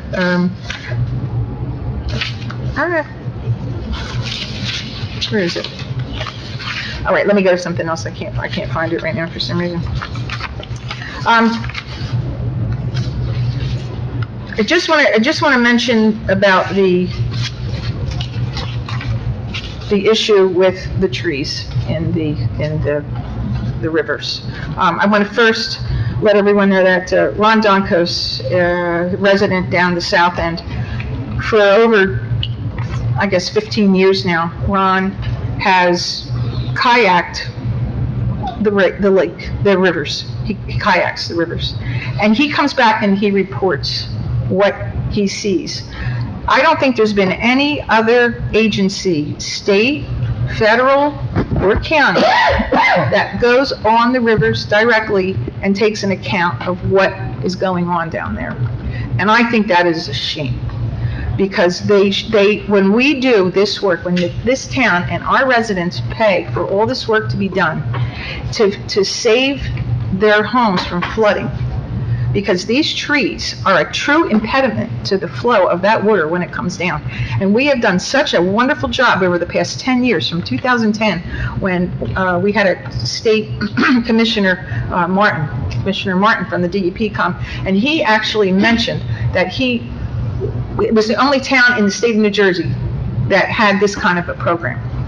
The fact that we get no money other than our tax dollars is a crime. And that's got to change. That has to change. And everyone on this council and everyone in this room should be calling their senators and their congressmen and saying, you have got to help us with this flooding issue. And if we can avoid it, then we're not going to be flooding. And our homes will not be underwater. And we are prone to it. So this is very important. So I want to thank the flood board. The ladies in the back are on the flood board. They've been on there for however long the flood board's around, 15 years. And every month we do meet and we talk about this. So it's very important that we continue this. And I want to absolutely congratulate our new administrator for pulling in the reins and making the phone call down to the Trenton office when we realized we had a problem with our permit for whatever reason or however it happened, and you actually got an answer that I could live with. And the fact that they are going to let us do some work down there and still, go through the permit process is unheard of.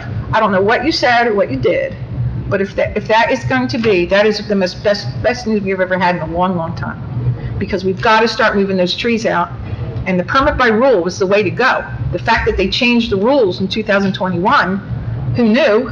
But, you've got to get those trees out of that river. Otherwise, we're going to have a real problem, and I am very afraid for that. So anyway, I want to thank you very much, Paula. That was quite an achievement, to be honest with you. Okay, so anyway, we'll see where that goes. I want to say, and I just want you to know, I just received this. This was a thank you from the children from the camp, and they all signed it for us coming down. I have to share this with Kathy Trost because they thanked us very much again. So that you did a good job when you get that kind of thank you. And I do have a report from Dan. but I believe, Mayor, you already touched on that. Okay. So for some reason, I can't find it, and I apologize. Okay, and that's my report. Okay, thank you. And you're right, the roads are very important, and we should continue doing the good work that we've always been doing. Councilman Benton? Thank you, Mayor. I want to congratulate the firefighters that were sworn in this evening. The work that they do, and thank you for volunteering your time for our community. Trails maintenance, we did some work on Saturday morning. Not much trash, but some overgrown parts of the trails were taken care of. I want to thank Gene Hoffman and Columbia Bank for turning out a huge crew again. He had like 6 or 8 folks come down. Steve Begg was there. Next trail maintenance is scheduled for September 25th. It's a Sunday. In about 3 weeks, I am going to be participating in the 9/11 Promise Run with UPS. That's an organization, a fundraiser where teams of people run from, we start at the DC, the Pentagon Memorial in DC, and over the course of 3 days, we'll be running over 240 miles as a team, relay style, and we end on day 3, 9/11, running the last 3 miles. We get a full escort, police escort through Jersey up until Newark, and then we take the ferry over from Weehawken to the Midtown ferry port, and then run the last 3.5 miles from there down to Ground Zero. This will be the 3rd year I'll be participating. Pompton Lakes First Aid Squad, they were giving out bike helmets over the last few weeks. I want to thank them. My children got new helmets. They offered me one, but mine still fits. So I will be continuing to use that one. They are also looking for volunteers, so if you have time, they will train you. There's additional training for EMT as well. I also want to thank Ron Dunkos. I remember back in 2011 when he did bring some pictures to the council, and that basically kick-started the funding to do the river work, and the residents of the South End, especially the new residents, owe a debt of gratitude to all the folks that have been involved over the years to work on the rivers that we have not flooded, knock on wood. Lastly, City Green, I did apply for another 10,000 daffodil bulbs, Mayor. 10,000? Yeah, we're doubling up this year. We're putting them on your yard. I'm kidding. I applied for 10 trees this year. Okay. So thank you, Karen, for the, Murphy, for the reminder, as well as Paul. Paul sent me an email reminder as well, and I'm still waiting to hear back, but I don't see that being a problem. And that is my report, Mayor. And thank you for reminding me, we had a meeting with our administrator, Councilman DeWine, and our new trail maintenance department. I think you're going to cover that? Okay. It was a good meeting, and there was a lot of good information there, and you guys put a lot of time and effort into taking care of those trails, so that's always a positive, and I always hear good things about that. So thank them once again for all the time and energy they put into that. Councilman Begg. Thank you. We received the Pompton Lakes Police Department report for the month of July 2022 from Chief Derek Clark. There were 2,614 calls for service for the month of July. There were 497 motor vehicle stops, 230 summonses issued, 1 DWI arrest, 24 motor vehicle accidents investigated, 55 ambulance requests, 20 alarm conditions burglary, 2 alarm conditions fire, 2 burglaries, 9 thefts, 2 sexual assaults, 1 aggravated assault, 9 domestic violence calls investigated. The Detective Bureau investigated 12 complaints, conducted 15 background checks for firearm permits, completed 1 raffle and 0 bingo applications, and 7 background checks for the military and police department. I received the CERT report from CERT Supervisor Deborah Ross. She reports that the CERT team had a total of 9.25 hours of volunteers for the month of July. I received the Pompa Lakes Fire Department report from Fire Prevention Chief John Keating. He reports 27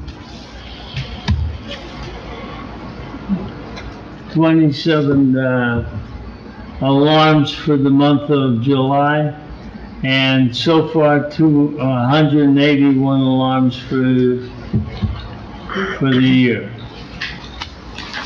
That's it. Thank you. That is a lot of alarms right there, I can tell you. It is ringing a lot. We've had some serious fire. We did have a serious fire just recently, 2 weeks ago. Unfortunately, a family lost some of their house, so hopefully they get back on their feet. Councilman Cruz. Yeah, Mayor. Do you want me to go through the motion first and then? Yeah, do whatever you want, sure. All right, so the following motion is presented on behalf of the Chamber of Commerce regarding the 22nd Annual Classic Car Show to be held on Sunday, October 9th, 2022, rain date October 16th, 2022, from 6 a.m. through 5 p.m. Police, fire, first aid to be notified on the following requests. Chamber of Commerce to contact Police Department and St. Mary's Church to coordinate traffic control. Certificate of insurance to be provided to the borough. Motion to approve the following request made by the Chamber of Commerce to hold the 22nd Annual Classic Car Show and close Wanacue Avenue from 6 a.m. to 5 p.m. Street closure between Pompton and Lakeside Avenues. To hang a banner on Wanacue Avenue advertising the 22nd Annual Classic Car Show from September 12, 2022 through October 17, 2022.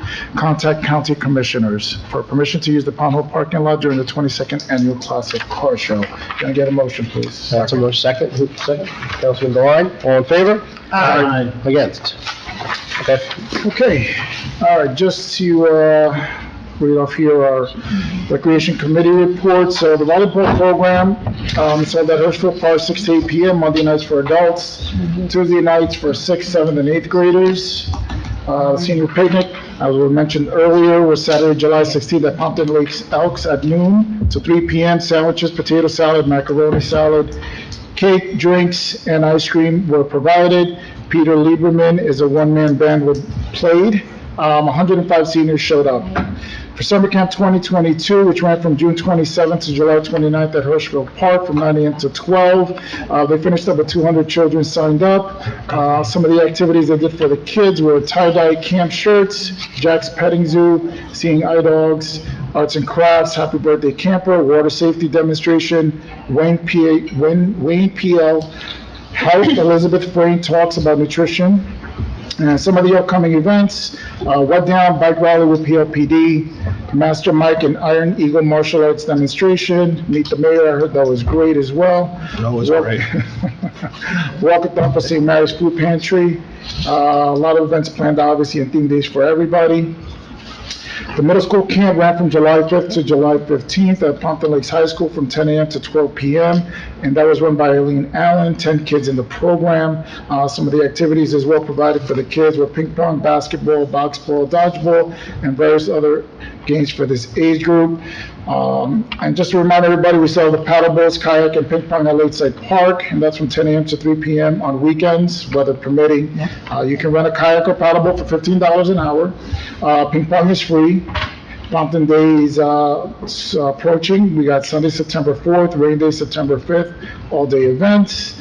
As of 8:15, we have 97 vendors signed up and 136 spaces taken.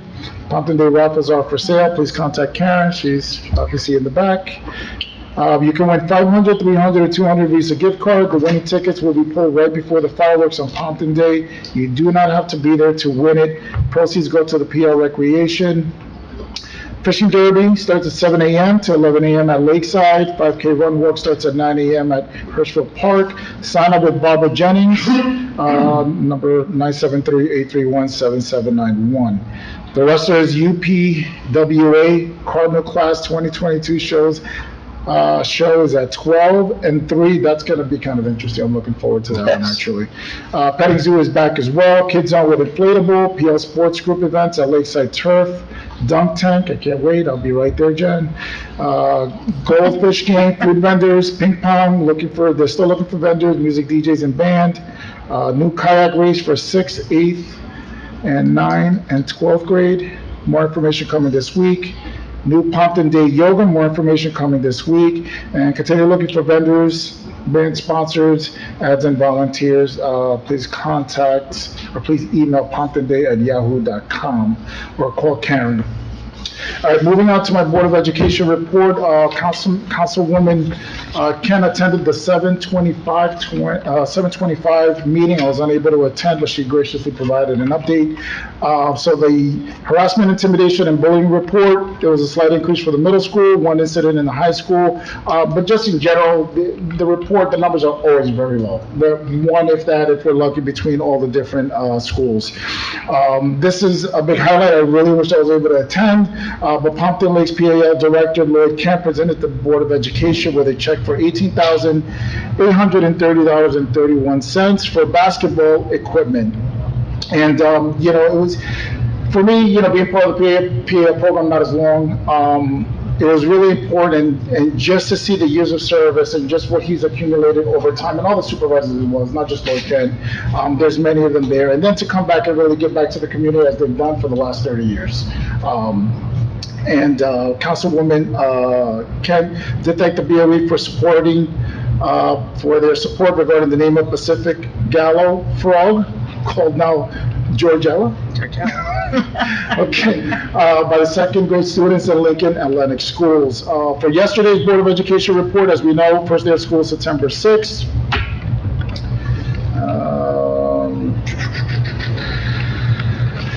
So the money that was donated from that meeting, which was $725, the Board of Ed is going to be purchasing an electronic wall-mounted scoreboard and donor sign. These are the funds that were given to them on September 25th, which is great. That's going to be for the Lenox School. 61 students are enrolled in PCTI. That's an average increase of 10 new students per year. That's obviously, that's a very high number right now. We do expect, I think, for next year, that'll be around 71 to 80 students that'll be enrolled into PCTI. For back to school night, we have Lenox. Kindergarten meet and greet starts at 10 a.m., 10:45. Lincoln Elementary School, that's Wednesday, September 21st, 7 to 8:30. Lenox Elementary School, back to school night is Wednesday, September 14th, 7 to 8:30. Lakeside Middle School, Thursday, September 15th, 7 to 8:30. And the meet and greet is, that's August 14th, if I'm not mistaken. My apologies for not including the date. High school freshman orientation is Wednesday, August 24th, and that's going to be from 9 a.m. to 11:30 a.m. And I'd like to welcome 3 new employees to the district. Victoria Evans, she's a Lincoln School nurse who came from Riverdale. All right, so that's a great addition. Rosalia Hester will be retiring. Katie Ventrella, she's going to be the supervisor of special services, replacing Lauren Aiello. And Kelsey Bunker, she's the lead replacement for Kelly Troy. And that'll do it for my board of report. Did they bring up, did they finish the air conditioning? Somebody asked me that, I didn't have an answer. No. Is it planned on before school starts? And I would, I'm pretty sure the air conditioning, I don't think it was on this week's agenda. Okay. But I can bring it up and I can reach out to Paul. I don't think. No, it's okay, just somebody asked me, that's all. And one thing on Pompton Day, this is important, Karen, it's 8:45 fireworks, 7:45? 8:45. So fireworks, for anybody watching at home, is it starts at 8:45. I know it is dark, I get a lot of people complaining, it's too dark, we should start earlier. 8:45 fireworks will go off. They do them for new residents, we do them down at the Lakeside Bridge, that is cordoned off, you can't drive on it, and everybody sits in front of the bridge, and there's area to bring blankets and towels, so more than, and there'll be some food vendors still available, that's where we do the duck raffle picks, so it's Pompton Day's a long day, but then we also do the fireworks at night. Councilman Devine. Thank you, Mayor. Want to start off by congratulating our new firefighters, as well as the appointments and reappointments of our crossing guards. They provide an essential service in making sure our kids can walk safely to school, especially since we are not a busing school district. I attended the Shade Tree Commission for August. The commission discussed National Night Out. There was some discussion of the disposition of some of the Blue Acres properties on River Edge Drive, and we had received a number of emails along those lines. And excuse me, as well as applications for plantings and removals. As you mentioned, Mayor, the Trails Committee had a special meeting. The purpose of this meeting was to discuss potential grant opportunities related to the Transportation Alternatives Grant, which is in October. Actually, it was a great discussion. A lot of good ideas were shared. It started off along the lines of improving the pathway around Hirschfield Park and Murin Park. I think everybody really realizes the need for that. However, it kind of expanded into a much larger discussion about how do we connect Tim Lincoln School, the Morris Canal Greenway, Stiles Park, a number of our other parks in the south end, like such as Willow Field. So we're actually asking our engineer to look at a broader concept. The Transportation Alternatives Grant is sort of a go big or go home kind of grant. It requires at least a grant application of $350,000. There is no local match, so it is fully federally funded. It would take care of construction management and inspection and those kind of things, as well as the soft costs for final design and everything like that. So it is a big grant. It's actually, I feel pretty good about it because typically the state gets quite a bit of federal dollars for this grant, and they typically don't get enough grant applications. They're usually looking for more applications. I don't know if that's still the case, but that has been the case when I worked in the transportation planning field from before. So hopefully we can come up with something really good. I think the discussion was really strong, and we'll see where it goes from there. And then finally, just wanted to mention, I attended the ribbon cuttings as well. I did not buy a dress or sunglasses. Well, I could have bought one for my wife. Let's give me a little bit. Let's get going grace here. But you know, honestly, I was raving to my wife about the boutique because it is a really cool store. You don't see a whole lot of brand new brick and mortar clothing retail stores opening up in downtown. So I wish them the best of luck. I really think that the floor arrangements concept included in the store is really cool. So as well as the Magic Shop, the 506 Cafe, and the All-For Therapy, which is in the Pompa Mall. And that concludes my report. Okay, thank you. Professional reports. Mark, have any report? I don't have anything to report. Paul? Mayor, I have to say, all of my report has been reported by all. Can we go home? I mean, I don't have much to report other than to just reiterate that I did reach out to the contractor for the pond wall. And John did say, I gave him the dates. I gave him 8/24. I said, listen, these are the dates that things are happening. 8/24, 8/31. I said it absolutely has to be done by 9/6. Thank you. He said he's gonna try his best. I said, John, that's great, but I need it done, you know. What's the delay? Why is there always a maybe or an if? So here's the problem. This is when all of your paving projects come to fruition. So this project has been waiting because the utility pole had to be moved. Right. So it has been in a stagnant state for a long time. So when you get to this year, what do you mostly see happening in towns? All paving projects. So I'm sure now he's got to manage our job among all the other jobs he's been awarded this year. This job he was awarded last year. So he's got to fit us in. So I said, you know, listen, it's a quick job. You know, you can do this, and also it includes, I know this is a big concern too, the access off of Lakeside Drive. So that's very important, and I've driven it myself, that area, so it does require some attention. So we are shooting very hard, just so everybody said, like I said before, and Paul just mentioned, before school starts. That is the goal. Yep, I sent him an email first thing this morning. Mark, our engineer, is also tag-teaming him. So we are working to get that done. Do you know when it will be an absolute no? He's not, I don't want it to be in a situation where he tells us the weekend before school starts, I can't do it. Does he, you know, I think we need to know with enough time so we can, as council, better prepare, because I know the superintendent is gonna hear it, you know, with the way the price, so, you know, do you feel comfortable enough that he'll let you know with enough time that, hey, look, I'm just not gonna be able to do it. It's just not feasible for me. The only thing that would not allow me to do it is some kind of a weather event. You know, Okay, I mean, you know, that's good. I'm I mean- asking for a hard, fast scheduled date. It's a one-day paving job, so it should only take a Hard, fast day. scheduled date, you Okay. know, and. But I'm with you, because we've heard this before. Right, you're right, I know, because I know what's gonna happen, he's gonna say he can't make it, and then it's gonna creep up. And not when school starts, so do all the other activities start, becomes very difficult now to try to schedule time when it's empty, for him to go in there and start paving. You know, it's just about working with him Yeah, I know. on his schedule and just letting him know Hope for the best. we will take care of whatever needs to be taken care of so he can get in there and do the lot. He wants to do the lot before school starts. I mean, it's just gonna be a nightmare, Right. to try and do that lot once school begins. Well, while we're talking about that, I forgot in my report, I got a call from the principal at the high school. And look, we've had this argument for 100 years, but now residents, I'm assuming it's residents, are dumping in the garbage cans in the pond hole, and they're filling up the cans, and it looks unsightly with school starting.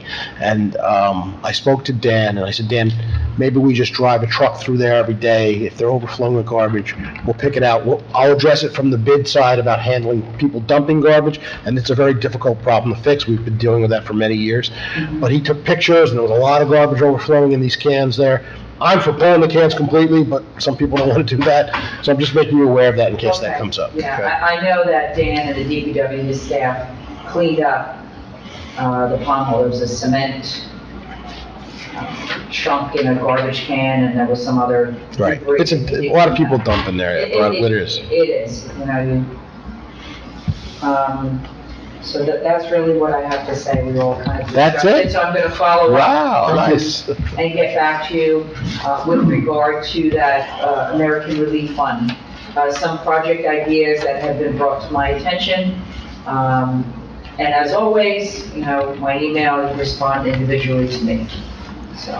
Thank you. Any questions for the administration? The only thing I was gonna say was, I remember when we did the initial surface coat of the pond hole, it was closed on a weekend day, so I'm not sure if that's the same plan, because there's typically less vehicles. Did that work? there. Yeah, it did Yeah, they work. closed on the weekend, and they were able to do it. Okay. So if we can schedule them for the same kind of approach, I think. And I just want everybody up here to understand too, the road going in, I forgot the name of it already, going in from Wanacue Avenue.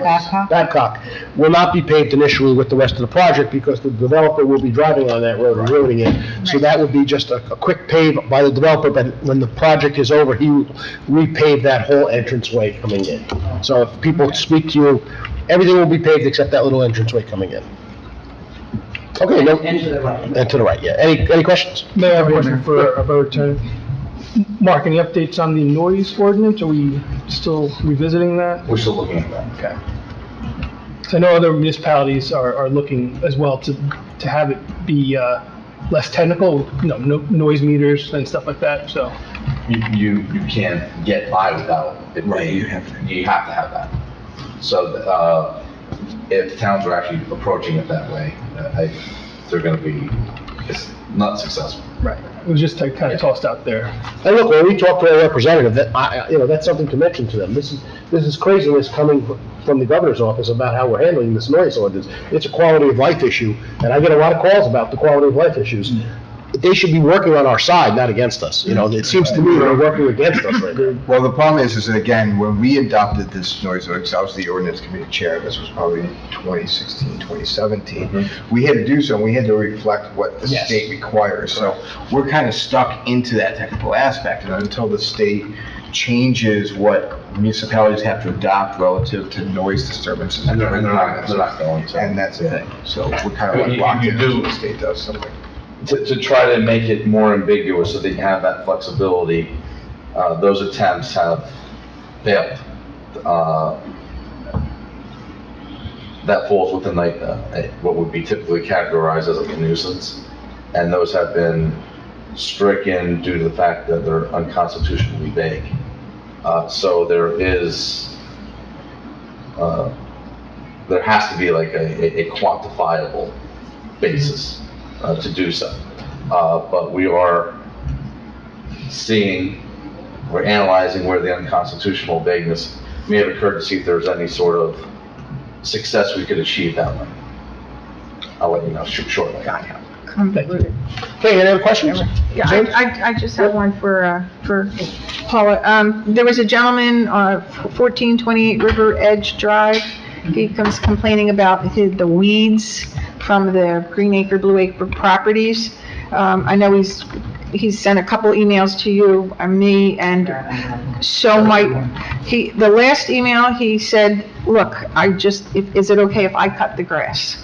On whose property? It's the Blue Acres property, so we own it now. We own it So now, he's but cutting our property, he can't cut our property. he wants to, I guess it's up against his fence. So he can cut the weeds that are growing against- onto his property from his property. He Okay, can certainly do that. is that okay? Yes, of Okay. course. I mean, go on his own property. On his own On property. his own He cannot go on our property to do anything. He can't. Now, look, if he's cutting a branch, no one's stopping him, but he can't take a lawnmower and start cutting, our property over there. Okay, so I just want to You know, and. put this to bed, you know? It's To not going that to end, I spoke to Dan, I would like to go and look at these properties and let's assess them. You know, first and foremost, I want to make sure that there's not litter strewn on these properties in addition to tires with stagnant water. You know, it's also a safety issue. You know, we don't want to be a production house for mosquito larvae. You know, yeah, we need water, but I think we've all noticed we haven't gotten too many mosquito bites this season. You know, there's no water for them really to reproduce, you know, Let me so. tell you, the growth down there is high. So, I don't want to exacerbate that, you know, with debris and containers that, tons of water. So I said, Dan, why don't we take a time, you know, when the season is over and it's very busy for DPW, you know, next month, I want to take a ride with Dan and take a look at these properties, and let's put together a plan that is doable, you know, that addresses the need to keep the vegetation there and also to, you know, make it so that we don't have litter in there and Right, so we're looking somewhat manageable. Yeah, we're looking at two things. We are responsible to keep the property presentable and clean, and if it is being littered or dumped, we have to fix that. Overgrowing or growing trees and weeds and brush, we're not really going to address it. I know he doesn't want to hear that, but that is part of the way they want it to come back to natural state. We can trim the edges, we can push it back off the street a little bit, but it's not like we're going to be taking care of the whole property. No, I would say we can't do that. It's just not Yeah, feasible. DEP basically told me we actually want it to be in a vegetated state. So just maybe if you could address that. Yeah, yes, we will, and I will write back, that gentleman. Yeah, okay, thank you. Okay, anybody else? Motion to open the meeting for public comment. So moved. Councilman Polidori, Councilman Dewan, all in favor? Aye. Against? Anyone from the public like to address? Okay.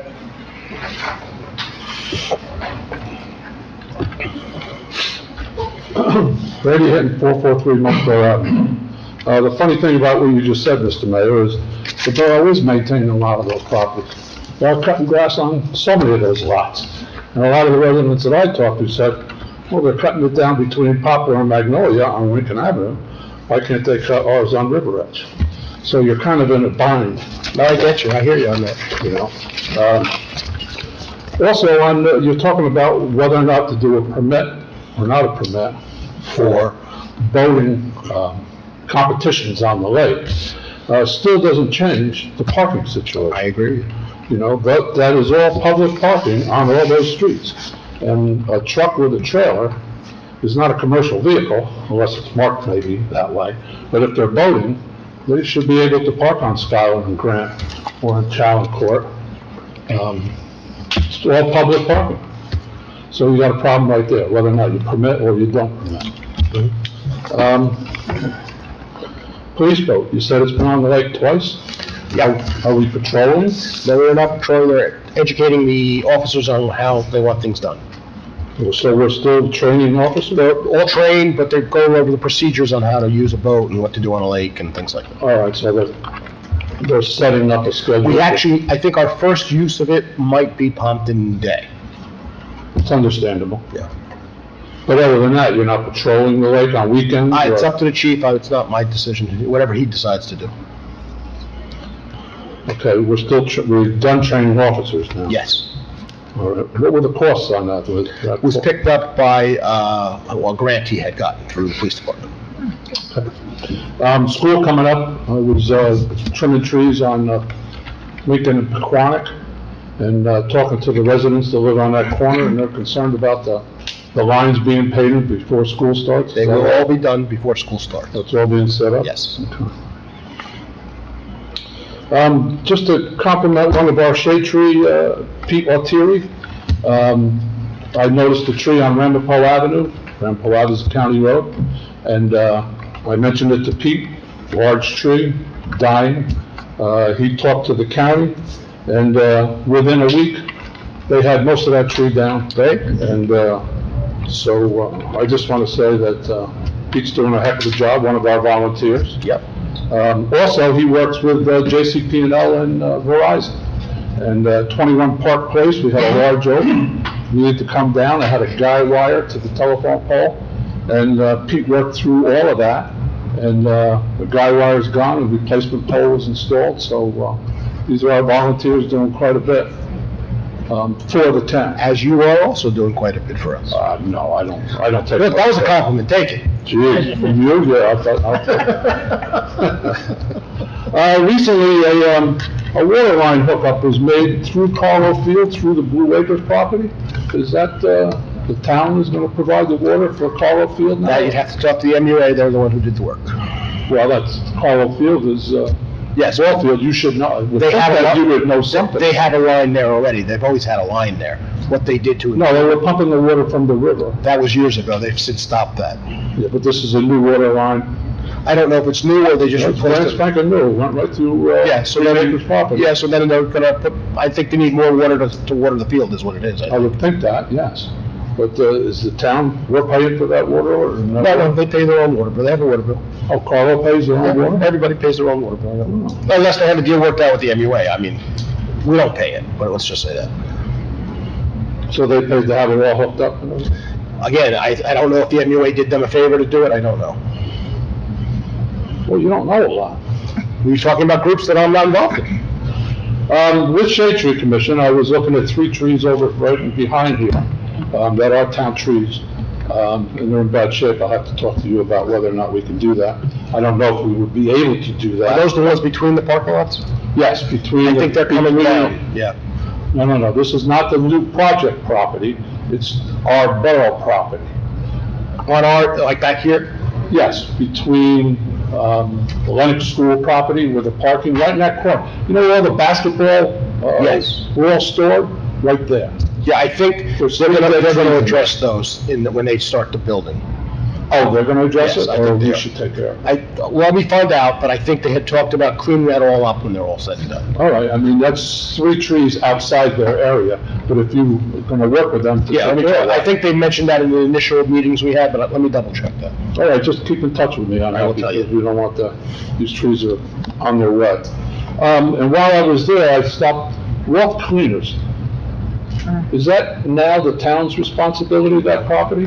We did not accept it, but I'm working a deal right now with our representatives from the EPA, and the EPA is trying to get some grant money, where they've already come in and identified and closed off the systems down there, and started a new fan working, and they're trying to get some grant money to clean it up as best they can and take down the building, so they might actually do that for us. I'm still waiting to hear back from them.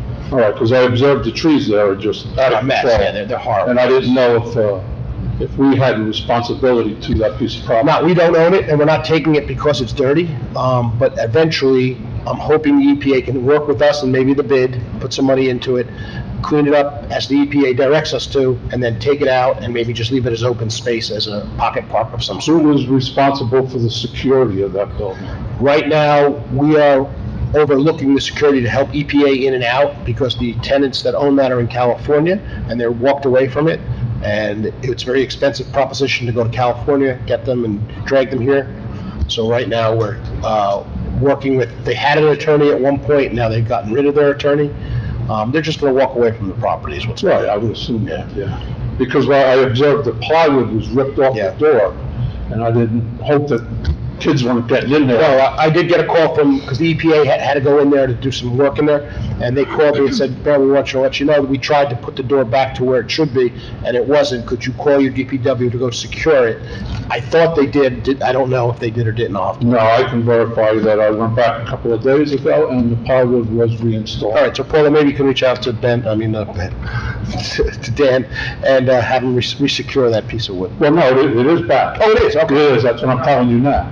I did see that it was put Oh, back. okay. So, it's just for safety for the kids. Yeah, no, I get you. Didn't want kids in there. All right, that's it. Thank you. Thank you. Anybody else? Were you sending me a text instead, and that was gonna work out? These are ideas for our new borough administrator, for all that money. But before I start that, a little bit of trivia, since I'm on the historical committee. All right, Babcock Place, First, I need your name and address. Al Evangelista, Greenwood Court, Thank you. Emergency Management Coordinator. The other Okay. items are emergency management. Babcock Place.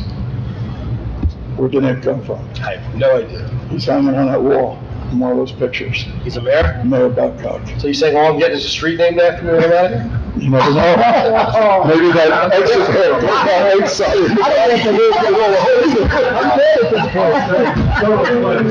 In any event, your discussion about the pond hole brought back a debacle that happened last year on the first day of school, if you remember. And I'm bringing it up tonight because perhaps we can avoid that. I got about 4 or 5 calls last year myself personally, of friends of mine that go to Pompa Lakes High School, because our police department, with due diligence, went over and wrote the kids summonses for every violation out there. 5 feet from the driveway, every kid got a fine.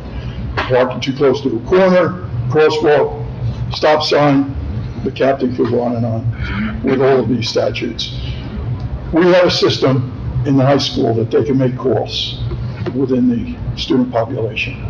Please, if this lot is not going to be ready for the first day of school, we have to get the superintendent to send out a message to the seniors, to the drivers, kids that drive, and tell them this stuff. I know they got their license, I know they took a test, but they're kids. And they were very taken back last year because the first day they came out, they got slammed, they had tickets all over the place. So what we're doing for the first month in September, no matter if we do the parking lot or not, it will be written warnings for any violation. Excellent. And then after that, starting in October, after there's a little education, then they'll Right. get tickets. But the school usually sends that information anyway to student drivers that are coming to school.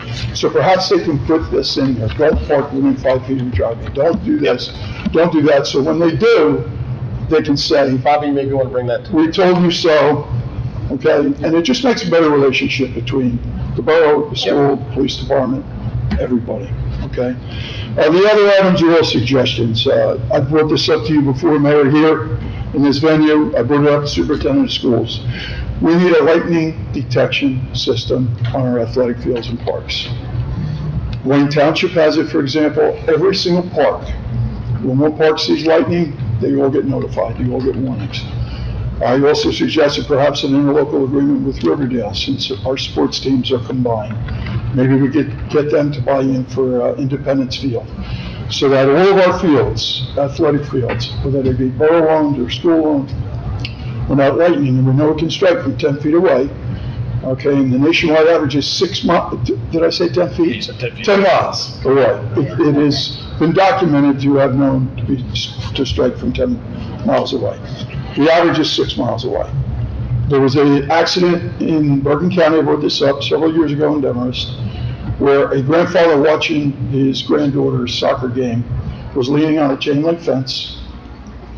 Lightning struck the tree, went down into the ground through the root system of the tree, came up through the pipes, and killed the grandfather.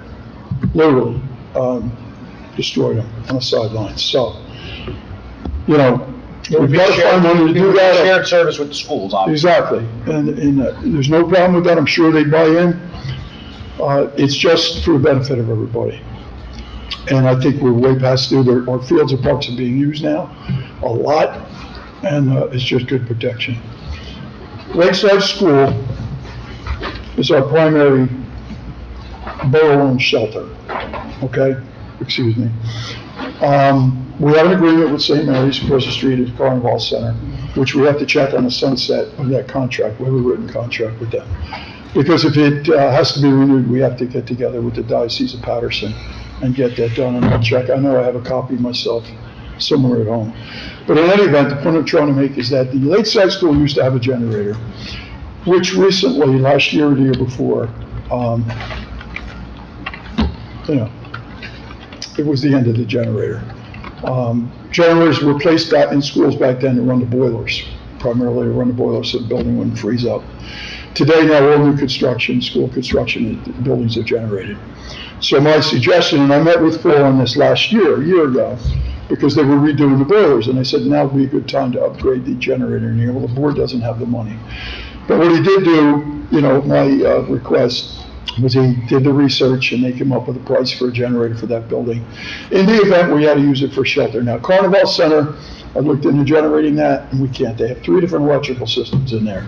They got 2 different main electrical feeds, and then they got solar power from the roof.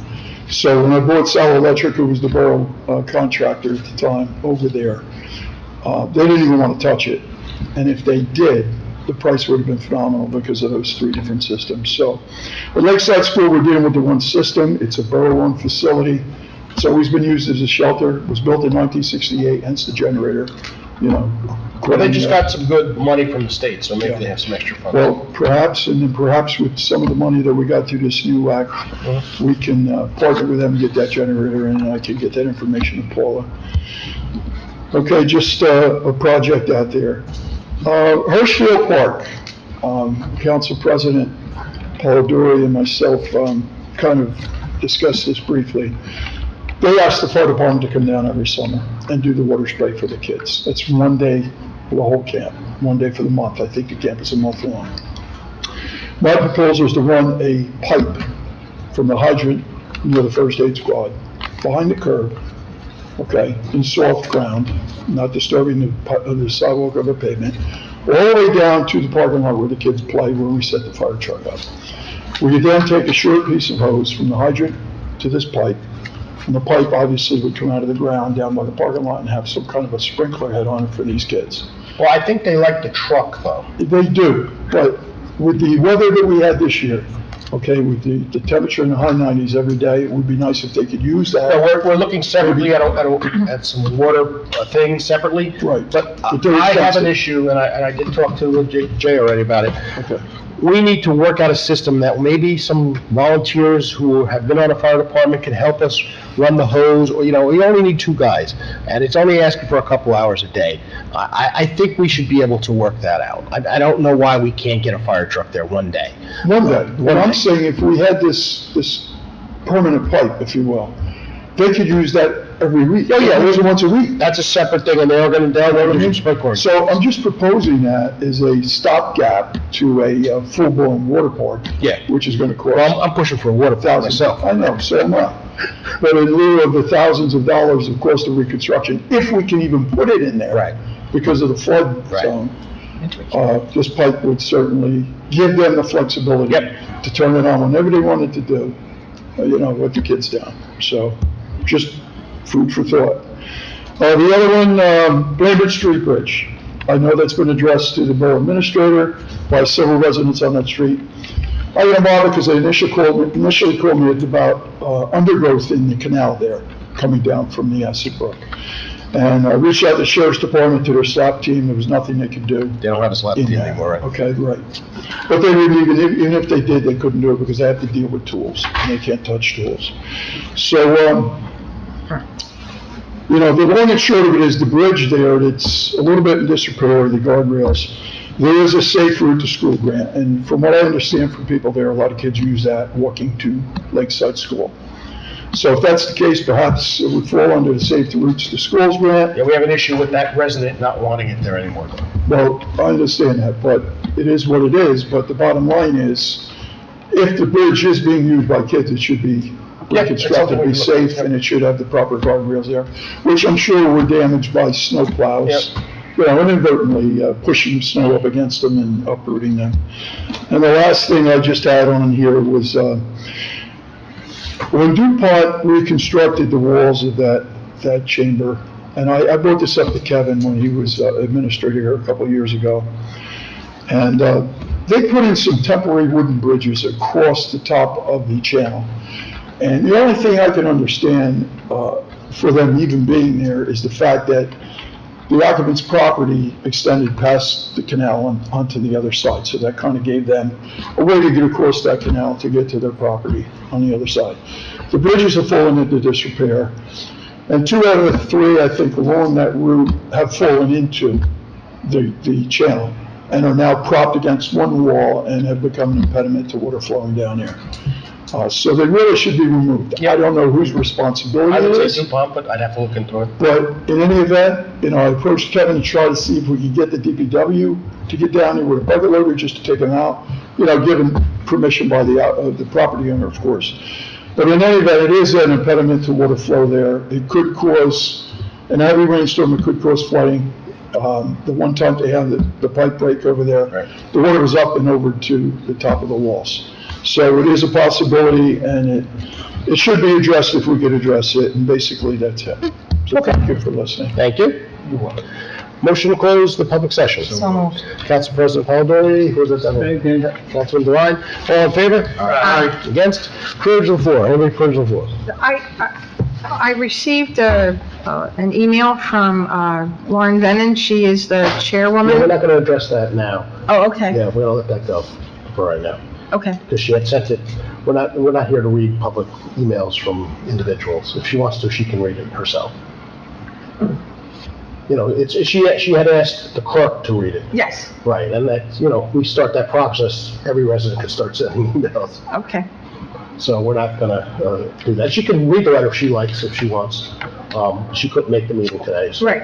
Okay, I just want to make sure we didn't. No, it says right here, public comments may be made at designated times during the meeting and may be submitted in writing to be read aloud. 24 I hours think she prior. can say whatever she wants. I asked our attorney, he said we didn't have to do it. Yeah, I don't know where the origin of that statement is, we'll take a look at it. Honestly, I've never seen it before, and I have not seen, I presided over meetings like this for 25 years. I've not seen clerks read. I mean, I can imagine someone wanting to submit a manifesto of 30 pages to a clerk. Well, it says within reasonable. You also said at least 24 hours. Isn't privilege of the floor at the councilperson's discretion to say whatever they want? That is correct, yes, that she could do that. So you can. I'm sorry? Privilege of the floor is at the councilperson's discretion to say whatever they want. Sure. Yeah. Yeah, if a council person opted to read it, that's fine. Privilege of the floor, yeah. And if, All I'm saying is we don't want to do it Someone came from the office, because it could set a precedent, that's why we're not. right, I want to look at the origin of this, this particular statement that, is read at the beginning of the meeting. And we'll even explore the validity of this 24-hour advance notice. In this particular case, it didn't meet the 24 hours, so there's a reason why it doesn't satisfy it. By the time we get to the next council meeting, I'll be able to comment on whether or not it's something that. So yes, you're correct, if you want to read the privilege of the floor. Okay, so let me, because Lauren does a lot of work on the FAB, I'd like to honor her request. Sure. But I do understand if there's, we should look at that and mark it. Yeah, I will. If that, because that does say that. Yes, it does. Okay, so, Mrs. Vannon, she's chairman of the Flood Advisory Board. She is lives at 4 Sunset Road, and she's speaking as the advisory board chair. Over the past years, she's had residents reach out to her concerning the debris in the Pequannock and Ramapo rivers. She has passed the concerns on to Councilwoman Kent, and I am the liaison for the FAB. The concerns are raised about the obstructions in the Pequannock River by, of course, Mr. Donkos, who spoke here tonight. And those comments are significant enough to warrant addressing a full council, which we did tonight. Please remember that Mr. Donkos took photos of the debris dam of the Pequannock, and those photos were instrumental in moving our governing body to undertake an annual stream cleaning project over 12 years ago. And that actually was said tonight, I think, by Councilman Bennett. She's asking that we give weight to Mr. Doncost's concerns. She understands the current lack of a permit for work on the Pequannock and Ramapo rivers is preventing action right now. However, our administrator is addressing that. So, and we did mention the fact that, is it possible to look at permit by rule, even though we need a permit and that the regulations changed? And she asks that we consider all options to address the situation as swiftly as possible. And she thanks us, Mayor and Council, for our continued support to the people that within the floodplain of Pompton Lakes. I read it in. Thank you. Any other approach of the floor? No. Motion to go into closed session. Councilman Caldwell, Council President Caldwell, Councilman Cruz, We have. all in favor? Aye. Against. Thank you. We're going to go into